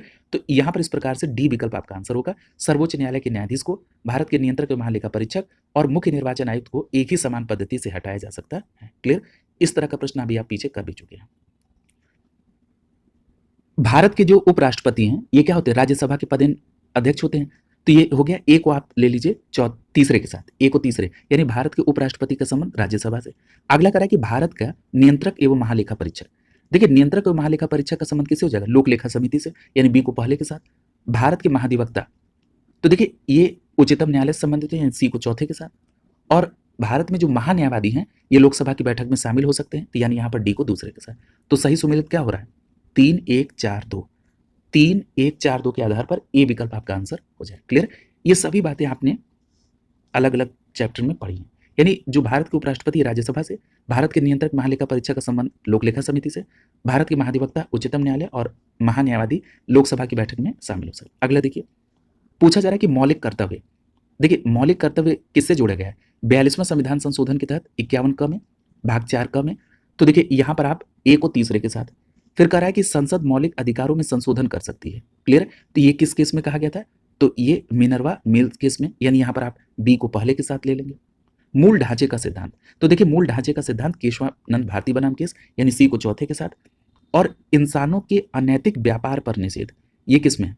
तो ये आपको पता है, अनुच्छेद 23 में। ठीक है, जिसमें बलात् श्रम पर निषेध किया गया है। तो यहाँ पर आप देख रहे हैं डी को दूसरे के साथ। तो यहाँ कोड क्या बनना है? 3-1-4-2, और 3-1-4-2 के आधार पर ए विकल्प आपका आंसर हो जाए। क्लियर?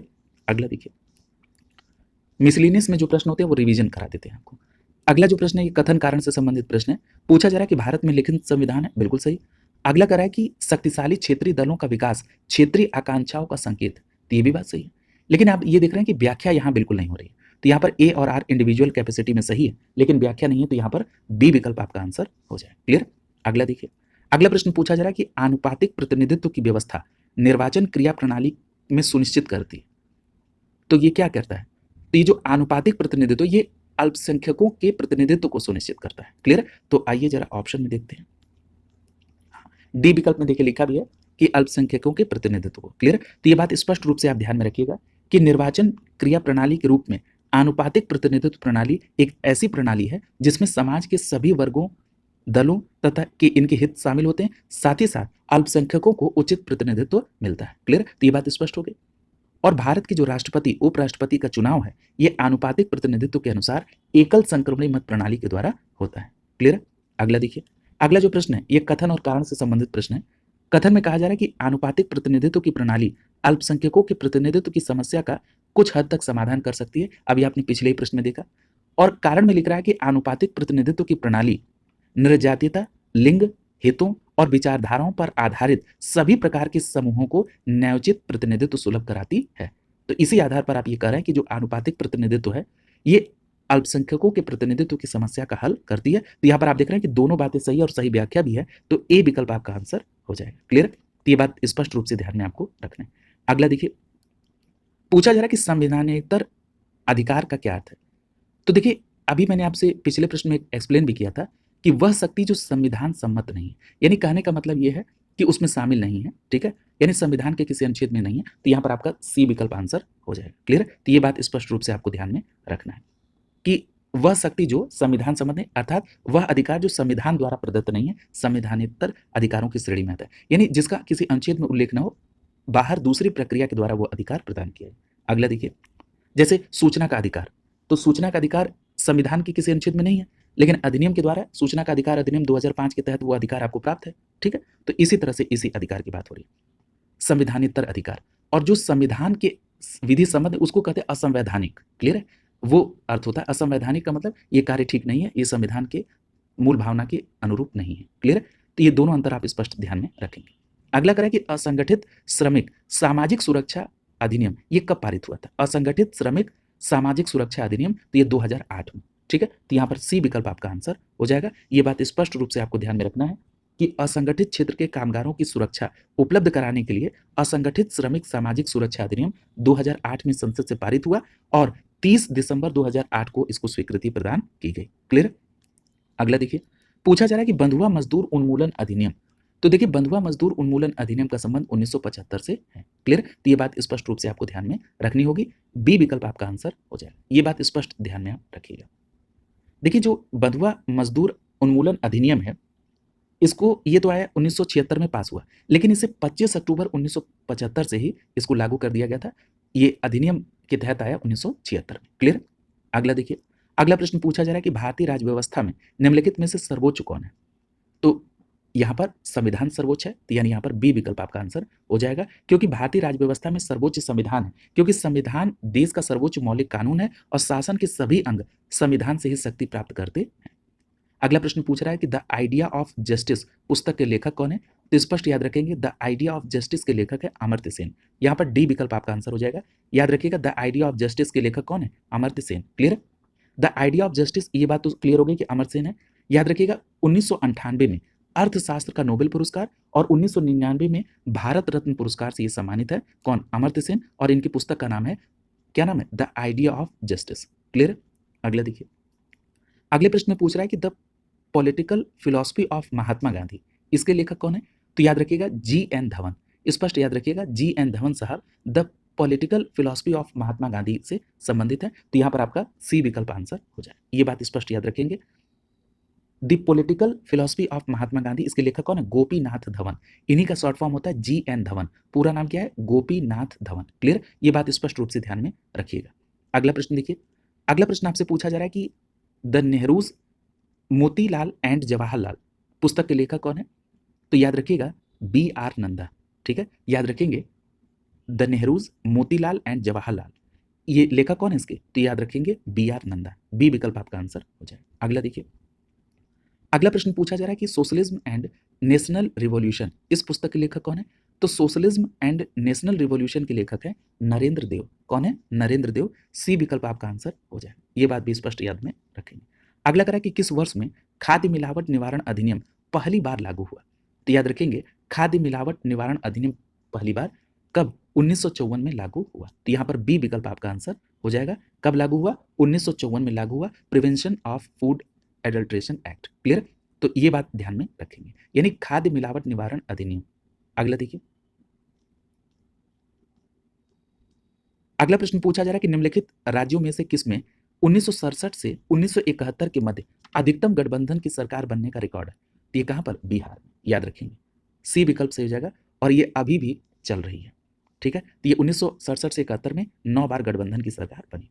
अगला प्रश्न पूछ रहा है कि उच्च और उच्चतम न्यायालय के पहले न्यायाधीश जिन्होंने अपनी परिसंपत्ति को जनता के सामने स्वेच्छा से रखा था, उनका नाम क्या है? तो याद रखिएगा, उनका नाम है न्यायमूर्ति के कन्नन। याद रखिएगा, न्यायमूर्ति के कन्नन साहब वो पहले न्यायाधीश हैं जिन्होंने अपनी परिसंपत्ति को जनता के सामने स्वेच्छा से रखा था। क्या नाम है? न्यायमूर्ति। याद रखिएगा, ये जो न्यायाधीश के कन्नन साहब हैं, ये पंजाब और हरियाणा हाईकोर्ट से संबंधित है। इन्होंने अपने ब्लॉग पर ही अपनी संपत्ति घोषित कर दी और ये काम करने वाले पहले न्यायाधीश थे, और इस काम को आगे बढ़ाया डीवी शैलेंद्र कुमार ने। क्लियर? तो ये बात ध्यान में आप रखेंगे। अगला प्रश्न देखिए, पूछा जा रहा है कि एमनेस्टी इंटरनेशनल का मुख्यालय कहां पर है? तो आप सभी जानते हैं कि एमनेस्टी इंटरनेशनल का मुख्यालय लंदन में। क्लियर? तो यहाँ पर आपका बी विकल्प आंसर हो जाएगा। स्पष्ट याद रखेंगे, एमनेस्टी इंटरनेशनल का मुख्यालय लंदन में है, और ये मानव अधिकारों की सुरक्षा प्रदान करने वाला एक अंतर्राष्ट्रीय संगठन है, और इसका मुख्यालय लंदन में है। एमनेस्टी इंटरनेशनल का प्रारंभ एक ब्रिटिश वकील ने 28 मई 1961 को समाचार पत्रों में दी गई एक अपील के साथ किया था। क्लियर? अगला प्रश्न देखिए, पूछा जा रहा है कि अंतर्राष्ट्रीय न्यायालय स्थापित है, तो आप जानते हैं कि अंतर्राष्ट्रीय न्यायालय कहाँ पर है? हेग, नीदरलैंड में। क्लियर? तो यहाँ पर बी विकल्प आपका आंसर हो जाएगा, अंतर्राष्ट्रीय न्यायालय हेग, नीदरलैंड में है। यहाँ पर एक बात ध्यान रखिएगा कि अंतर्राष्ट्रीय न्यायालय की स्थापना 18 अप्रैल 1946 को हेग, नीदरलैंड में हुआ। याद रखिएगा, अंतर्राष्ट्रीय न्यायालय में कुल 15 न्यायाधीश होते हैं और इनका कार्यकाल 9 वर्ष का होता है।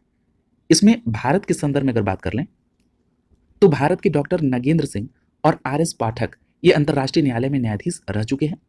याद रखिएगा, फ्रेंच और अंग्रेजी ये अंतर्राष्ट्रीय न्यायालय की कार्यकारी भाषाएं हैं और हेग, नीदरलैंड में ही 11 मार्च 2003 से अंतर्राष्ट्रीय आपराधिक न्यायालय ने कार्य करना प्रारंभ किया। क्लियर? तो ये सभी महत्वपूर्ण बातें आपको ध्यान में रखना है।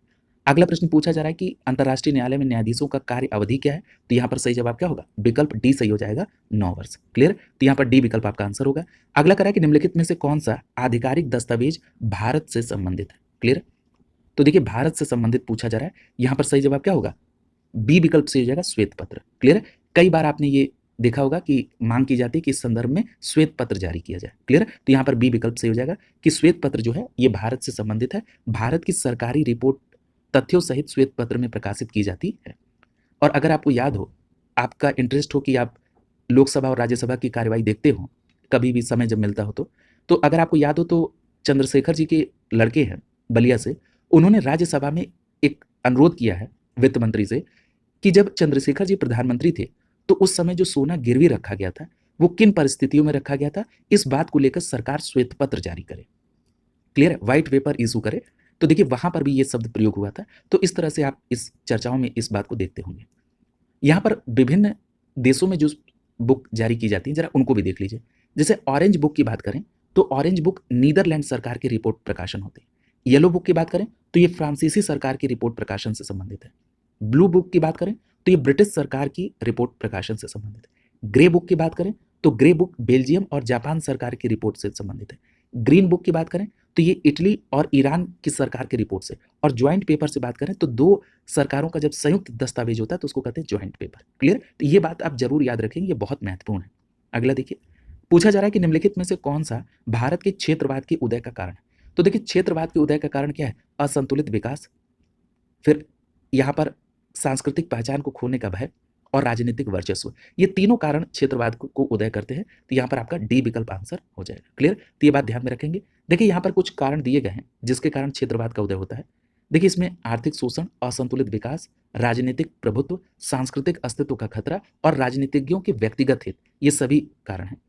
भूमिपुत्र सिद्धांत और राज्यों को भाषा के आधार पर गठित करने वाली मांग क्षेत्रवाद का आर्थिक पहलू है। तो ये भी बातें हम ध्यान में रखेंगे। अगला देखिए, अगला प्रश्न पूछा जा रहा है कि राज्यों के वित्तीय लेखों के नियंत्रण कौन करते हैं? तो देखिए, यहाँ पर अगर राज्यों के वित्तीय लेखों का नियंत्रण पूछा जाए तो अगर आपको याद हो तो यहाँ पर आपका सही जवाब क्या होगा? भारत का नियंत्रण लेखा परीक्षक। क्लियर?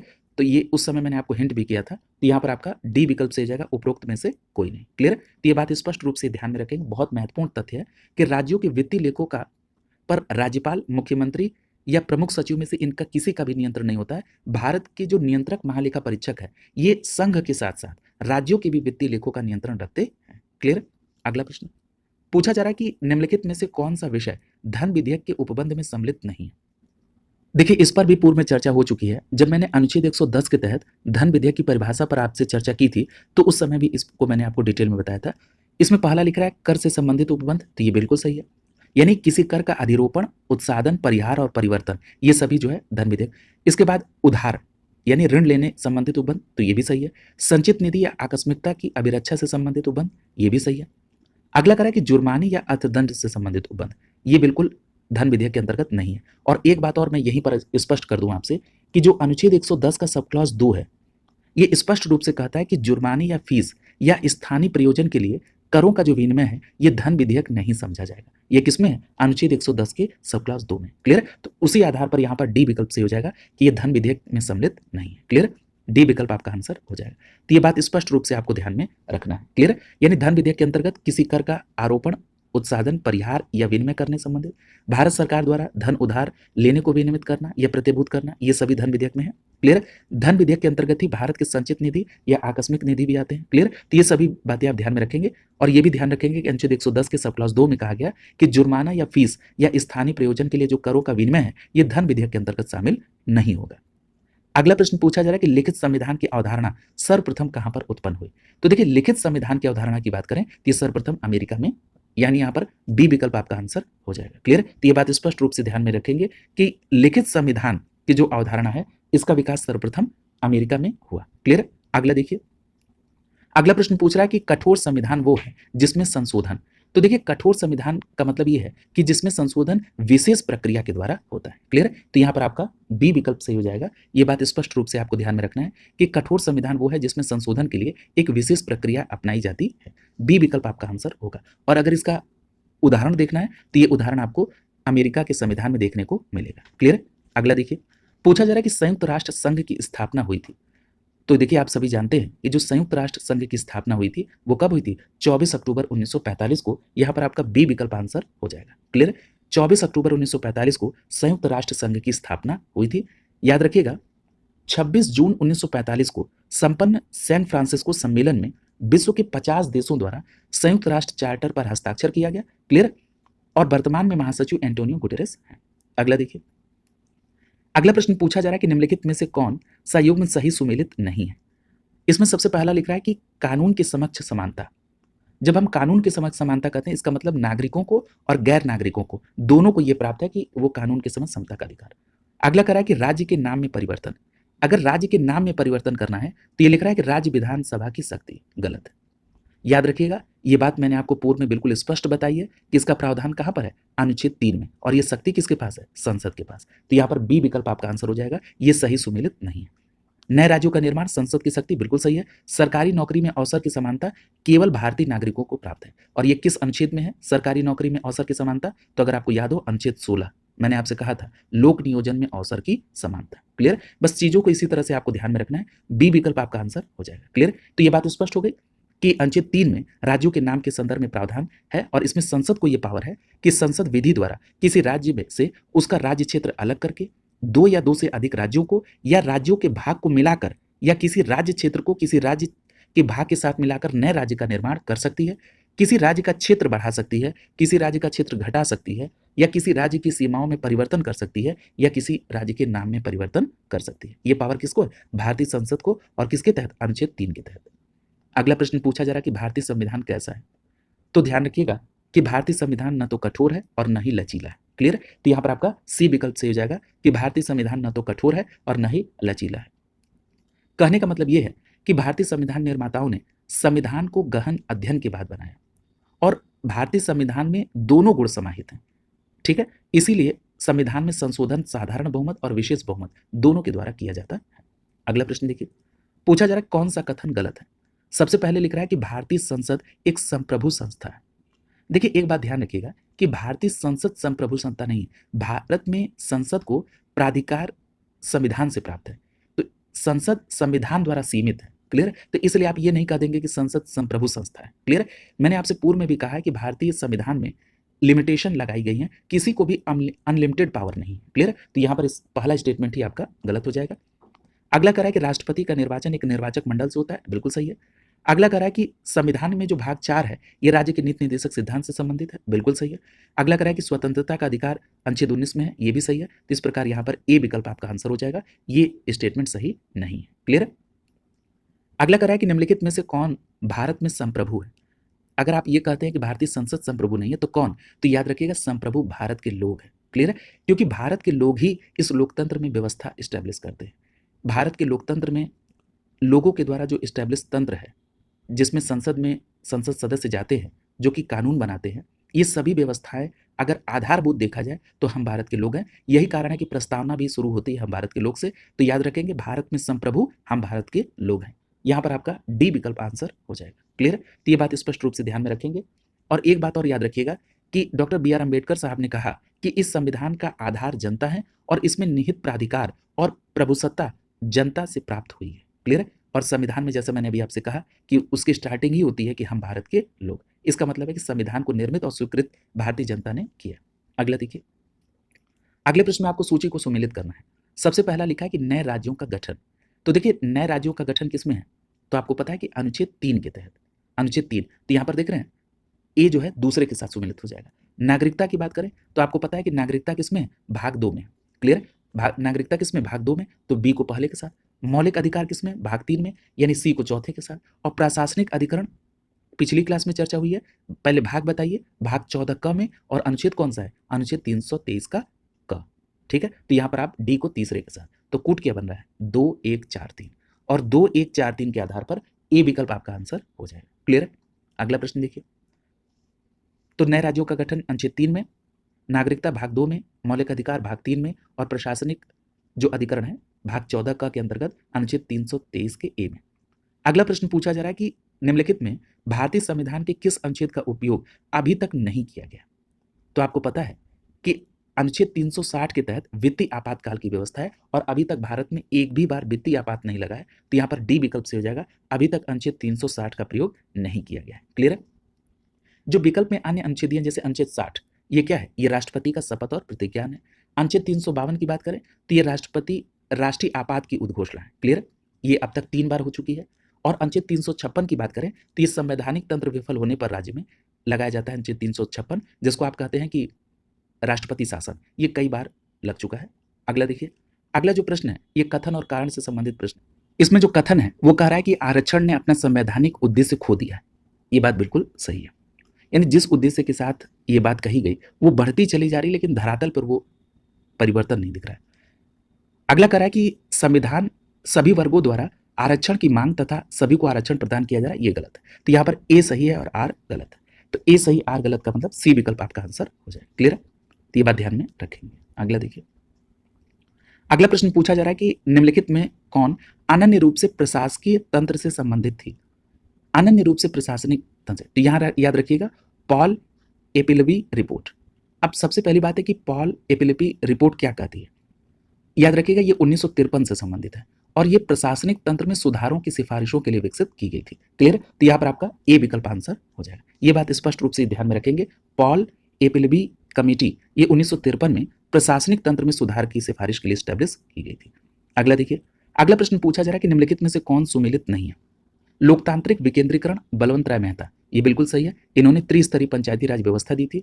अगला करें संपूर्ण क्रांति, चंद्रशेखर, याद रखिएगा संपूर्ण क्रांति का संबंध जयप्रकाश नारायण जी से। क्लियर है? तो यहाँ पर आपका बी विकल्प से हो जाएगा, संपूर्ण क्रांति जो है ये चंद्रशेखर जी से नहीं, ये जयप्रकाश नारायण साहब से संबंधित है। अगला करें कि दल विहीन लोकतंत्र, जयप्रकाश नारायण, बिल्कुल सही है। अगला करें अनुशासन पर्व, विनोबा भावे। क्लियर? तो ये सभी सही है, यहाँ पर बी विकल्प आपका आंसर हो जाएगा। स्पष्ट याद रखिएगा कि संपूर्ण क्रांति का संबंध जयप्रकाश नारायण से है, और दल विहीन लोकतंत्र, ये दोनों बातें जयप्रकाश नारायण जी से संबंधित हैं। और लोकतांत्रिक विकेंद्रीकरण, बलवंत राय मेहता, अनुशासन पर्व, याद रखेंगे विनोबा भावे। अगला देखिए, अगला प्रश्न पूछा जा रहा है कि किसने politics in India since independent नामक पुस्तक को लिखा है। तो यहाँ पर आपका सही जवाब क्या होगा, पॉल ब्रास। यहाँ पर ए विकल्प आपका आंसर हो जाएगा। ये जो politics in India since independence पुस्तक है ये पॉल ब्रास से संबंधित है। क्लियर? ये बात स्पष्ट रूप से आपको ध्यान में रखना है। अब यहाँ पर एक बात ध्यान रखिएगा, ये बात तो सही है कि जो एनसीईआरटी की 12वीं की पुस्तक है उसमें लिखा है कि politics in India since independence, ये जो पुस्तक है ये प्रकाशन एनसीईआरटी द्वारा 12वीं कक्षा के लिए किया गया, और ये लेखक जो है पॉल आर ब्रास हैं। इंडिया सिंस इंडिपेंडेंस, ये याद रखिएगा, इंडिया सिंस इंडिपेंडेंस, इसके लेखक विपिन चंद्रा, मृदुला मुखर्जी और आदित्य मुखर्जी हैं। क्लियर? अगला देखिए, अगला जो प्रश्न है यहाँ पर अनुच्छेद से संबंधित है। इसमें जो अनुच्छेद की व्यवस्था है इसको सुमेलित करना है। पीसीएस 2020 के प्रीलिम्स में यह प्रश्न पूछा गया। अनुच्छेद 61 आप जानते हैं राष्ट्रपति पर महाभियोग से संबंधित है, एक को आप सुमेलित करेंगे दूसरे के साथ। अनुच्छेद 67 ख 67 का बी, ये किससे संबंधित है, उपराष्ट्रपति को हटाना। क्लियर? तो यहाँ पर आपका बी का तीसरा। अनुच्छेद 94 स्पीकर को हटाने से संबंधित है। क्लियर? तो यहाँ पर आप सी को चौथे के साथ। और अनुच्छेद 90 तो ये राज्यसभा में जो उपसभापति हैं इनको हटाने से संबंधित है, तो यहाँ पर आप डी को पहले के साथ। तो कूट क्या बन रहा है, 2 3 4 1, और 2 3 4 1 के आधार पर सी विकल्प आपका आंसर हो जाएगा। क्लियर? तो यहाँ पर आपने देख लिया कि राष्ट्रपति को हटाने की व्यवस्था 61 में, उपराष्ट्रपति को हटाने की व्यवस्था 67 के ख में, स्पीकर को 94 के तहत हटाया जा सकता है, और अनुच्छेद 90 के तहत राज्यसभा के उपसभापति को। तो ये भी प्रश्न पूछा जा सकता है कि राज्यपाल को हटाने के लिए, तो याद रखिएगा 159 में। क्लियर है? यानी 159 में राज्यपाल को हटाने की व्यवस्था दी गई है। तो ये बातें स्पष्ट रूप से आपको ध्यान में रखनी है। अगला देखिए, अगला प्रश्न पूछ रहा है कि भारत में निम्नलिखित में से किसे शिशुओं और अवयस्कों के साथ आर्थिक और सामाजिक योजनाओं के लिए विधि निर्माण की शक्ति प्रदान की गई। तो यहाँ पर आपका सही जवाब क्या होगा? केंद्र और राज्य दोनों सरकारों को। क्लियर है? तो यहाँ पर आपका सी विकल्प आंसर हो जाएगा। बीईओ के 2019 के प्रीलिम्स में यह प्रश्न आपसे पूछा गया था। देखिए एक बात ध्यान रखिएगा कि जो संविधान की 7वीं अनुसूची है, इसमें 3 सूचियां हैं, एक संघ सूची, राज्य सूची और संवर्ती सूची। आपको ये याद होगा कि शिशुओं और अवयस्कों के साथ आर्थिक और सामाजिक योजना ये संवर्ती सूची में, इसीलिए विकल्प में आपने सही किया कि संघ और राज्य इस पर कानून बनाएगा। देखिए ये प्रश्न कई बार पूछा गया था और इस तरह से पूछा गया था कि आर्थिक और सामाजिक योजनाओं के संदर्भ में जो व्यवस्था है वो किस सूची में है, तो आप कहते हैं संवर्ती सूची में। प्रश्न वही है, रिपीटेड है, लेकिन बस प्रश्न को पूछने का तरीका बिल्कुल बदला गया और यहाँ पर प्रश्न थोड़ा सा हार्ड आपको दिख रहा होगा, लेकिन प्रश्न रिपीटेड है। क्लियर? अगला देखिए, अगला प्रश्न आपसे पूछा जा रहा है कि निम्नलिखित में से कौन सा सही है और किसके संदर्भ में आपको देखना है कि सही है? अध्यक्षात्मक शासन प्रणाली की विशेषता के अंतर्गत। तो देखिए पहला कह रहा है कि कार्यकारिणी का प्रमुख राष्ट्रपति होता है, बिल्कुल सही है अध्यक्षात्मक शासन व्यवस्था में, और ये कहां पर है? अमेरिका में, यानी ये व्यवस्था यूएसए में है। अगला कह रहा है कि राष्ट्रपति अपने मंत्री परिषद का चयन स्वयं करता है, ये भी सही है। अगला कह रहा है कि राष्ट्रपति व्यवस्थापिका को भंग नहीं कर सकता है, ये भी बात यहाँ पर सही है। तो यहाँ पर आप देख रहे हैं कि ये तीनों जो बातें हैं ये अध्यक्षात्मक शासन प्रणाली की विशेषता में आती हैं, इसलिए डी विकल्प से जाएगा। ऊपर वर्णित सभी सही है। क्लियर? तो ये बात स्पष्ट रूप से आप ध्यान में रखेंगे। अगला देखिए, अगला जो प्रश्न है पूछा जा रहा है कि भारत और अमेरिका की जो राजनीतिक व्यवस्थाएं हैं इसमें कौन सी व्यवस्था समान है, यानी भारत और अमेरिका में कौन सी राजनीतिक व्यवस्था इनमें से समान है। इसमें सबसे पहला कह रहा है कि अवशिष्ट शक्ति केंद्र के पास होती है, तो आपको याद होगा कि अवशिष्ट शक्ति केंद्र के पास है, ये व्यवस्था कहां से लिया गया? कनाडा से। क्लियर है? तो ये तो गलत हो गया, ये तो नहीं समान। फिर कह रहा है कि अवशिष्ट शक्ति राज्यों के पास है, ठीक है, तो याद रखिएगा ये जो अवशिष्ट शक्ति राज्यों के पास है ये अमेरिका में है, ठीक है, लेकिन भारत में ऐसा नहीं है। भारत में अवशिष्ट शक्ति केंद्र के पास है और ये व्यवस्था ली कहां से गई? कनाडा से। यानी ये अमेरिका में व्यवस्था है लेकिन भारत में नहीं, और ये कह रहा है दोनों में समान। अगला कह रहा है कि राष्ट्रपति के पास पॉकेट वीटो की शक्ति है, तो देखिए राष्ट्रपति के पास पॉकेट वीटो की शक्ति है, तो याद रखिएगा भारत में भी ये शक्ति राष्ट्रपति के पास है, यानी ये व्यवस्था दोनों देश में, यानी भारत और अमेरिका दोनों में है। क्लियर? तो ये तीसरा तो सही है। अगला कह रहा है कि उच्च सदन में कुछ मनोनीत सदस्य, तो देखिए उच्च सदन में कुछ लोगों को मनोनीत करने का जो है उच्च सदन में, ठीक है, तो मनोनीत उच्च सदन में कुछ मनोनीत सदस्य, तो ये भारत में तो हैं लेकिन वहां पर अमेरिका में नहीं। तो यहाँ पर आप देख रहे हैं केवल तीसरा ऐसा पॉइंट है जो दोनों जगह लागू हो रहा है। क्लियर? तो यहाँ पर ए विकल्प आपका आंसर हो जाए। क्लियर? तो ये बात बिल्कुल स्पष्ट रूप से आपको ध्यान में रखना होगा। तो ध्यान रखिएगा भारत में जो अवशिष्ट शक्ति है ये केंद्र के पास है, याद रखिएगा, और अमेरिका में जो अवशिष्ट शक्ति है वो राज्यों में है।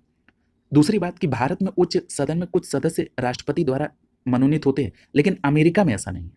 याद रखिएगा कि अगर हम समानता की बात कर लें तो जैसे राष्ट्रपति की जो पॉकेट वीटो की शक्ति है वो दोनों देशों में है, न्यायिक पुनरावलोकन दोनों देशों में है, संघीय व्यवस्था दोनों देशों में है, राष्ट्रपति का सेनाओं का सर्वोच्च कमांडर होना ये भी दोनों देशों में। क्लियर? तो ये बातें आप स्पष्ट रूप से ध्यान में रखेंगे। अगला प्रश्न देखिए, पूछा जा रहा है कि निम्नलिखित में से कौन काले धन पर भारत सरकार द्वारा गठित विशेष जांच दल का प्रमुख है।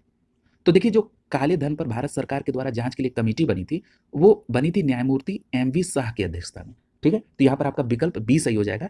काले धन पर जांच के लिए जो कमेटी थी वो एम.वी. शाह की अध्यक्षता में बनी थी, बी विकल्प आपका आंसर हो जाएगा। अगला प्रश्न देखिए, पूछा जा रहा है कि मतदान का अधिकार का उल्लेख हमारे संविधान के किस अध्याय में किया गया। तो देखिए मतदान का जो अधिकार है ये कहां पर है? ये निर्वाचन के अंतर्गत है। क्लियर? और एक बात और मैं आपको बता दूं, मैंने पूर्व में आपको कई बार ये बात हिंट भी की है कि जो मतदान में जो उम्र की बात है ये तो अनुच्छेद 326 में, यानी वयस्क मताधिकार जो है ये अनुच्छेद 326 के अंतर्गत है, जिसमें 18 वर्ष से जो लोग ऊपर है या 18 वर्ष के हैं वो मतदान कर सकते हैं। और आपको पता है कि 61वें संविधान संशोधन के तहत 21 वर्ष से घटाकर आयु 18 वर्ष की गई थी, यानी जो वयस्क मताधिकार है ये आपके अनुच्छेद 326 में है। और निर्वाचन संबंधी जो प्रावधान है ये अनुच्छेद 15 में, वो भाग 15 में अनुच्छेद 324 से लेकर अनुच्छेद 329 के अंतर्गत शामिल है। एक बात और याद रखिएगा कि मतदान करने का जो अधिकार है, ये मतदान करने का अधिकार ये आपका राजनीतिक और विधिक अधिकार है, न कि संवैधानिक अधिकार। और वहीं अगर ये पूछा जाए कि वयस्क मताधिकार, तो ये एक संवैधानिक प्रावधान जो कि अनुच्छेद 326 में शामिल है। क्लियर? इस बात को स्पष्ट रूप से ध्यान में आप रखेंगे। इस प्रकार आज की क्लास यहीं कंप्लीट होती है और इसी के साथ साथ भारतीय संविधान और राज्य व्यवस्था का ये जो पूरा पार्ट है ये बिल्कुल विस्तृत व्याख्या के साथ आपको कंप्लीट करा दिया गया। ये सब्जेक्ट आज कंप्लीट होता है, इस बात की घोषणा की जाती है। और ये बात सही है कि थोड़ा सा समय के अभाव में चीज़ें बहुत रेगुलर करने का प्रयास तो बिल्कुल था, लेकिन उसमें कुछ थोड़ी-सी दिक्कतें हुई हैं, उसको आगामी दिनों में दूर किया जाएगा। लेकिन एक बात मैं पूरी ईमानदारी से आपको कह सकता हूँ कि कहीं क्वालिटी से कोई कॉम्प्रोमाइज़ नहीं होने दिया गया। यानी जिस प्रश्न में जिस प्रकार की एक्सप्लेनेशन की आवश्यकता थी, वहाँ पर उसको उस तरह से एक्सप्लेन करते हुए, जहाँ पर आवश्यकता लगी कि करंट से उसको कोरिलेट करना है, वहाँ पर करंट से कोरिलेट करके इस पूरी क्लास को कंप्लीट कराया गया। और ये मैं बहुत गंभीरता से आपसे कह सकता हूँ कि यदि इस पूरी सीरीज़ को आपने ईमानदारी से फॉलो किया और करंट को आपने सही से कोरिलेट किया, तो निश्चित रूप से आपको परीक्षा में अच्छे परिणाम देखने को मिलेंगे। ये मैं अपने व्यक्तिगत अनुभव के आधार पर आपसे कह रहा हूँ। अगली दिनों में नए क्लास में नए सब्जेक्ट के साथ मुलाकात होगी। शुभकामनाओं के साथ आप सभी का बहुत-बहुत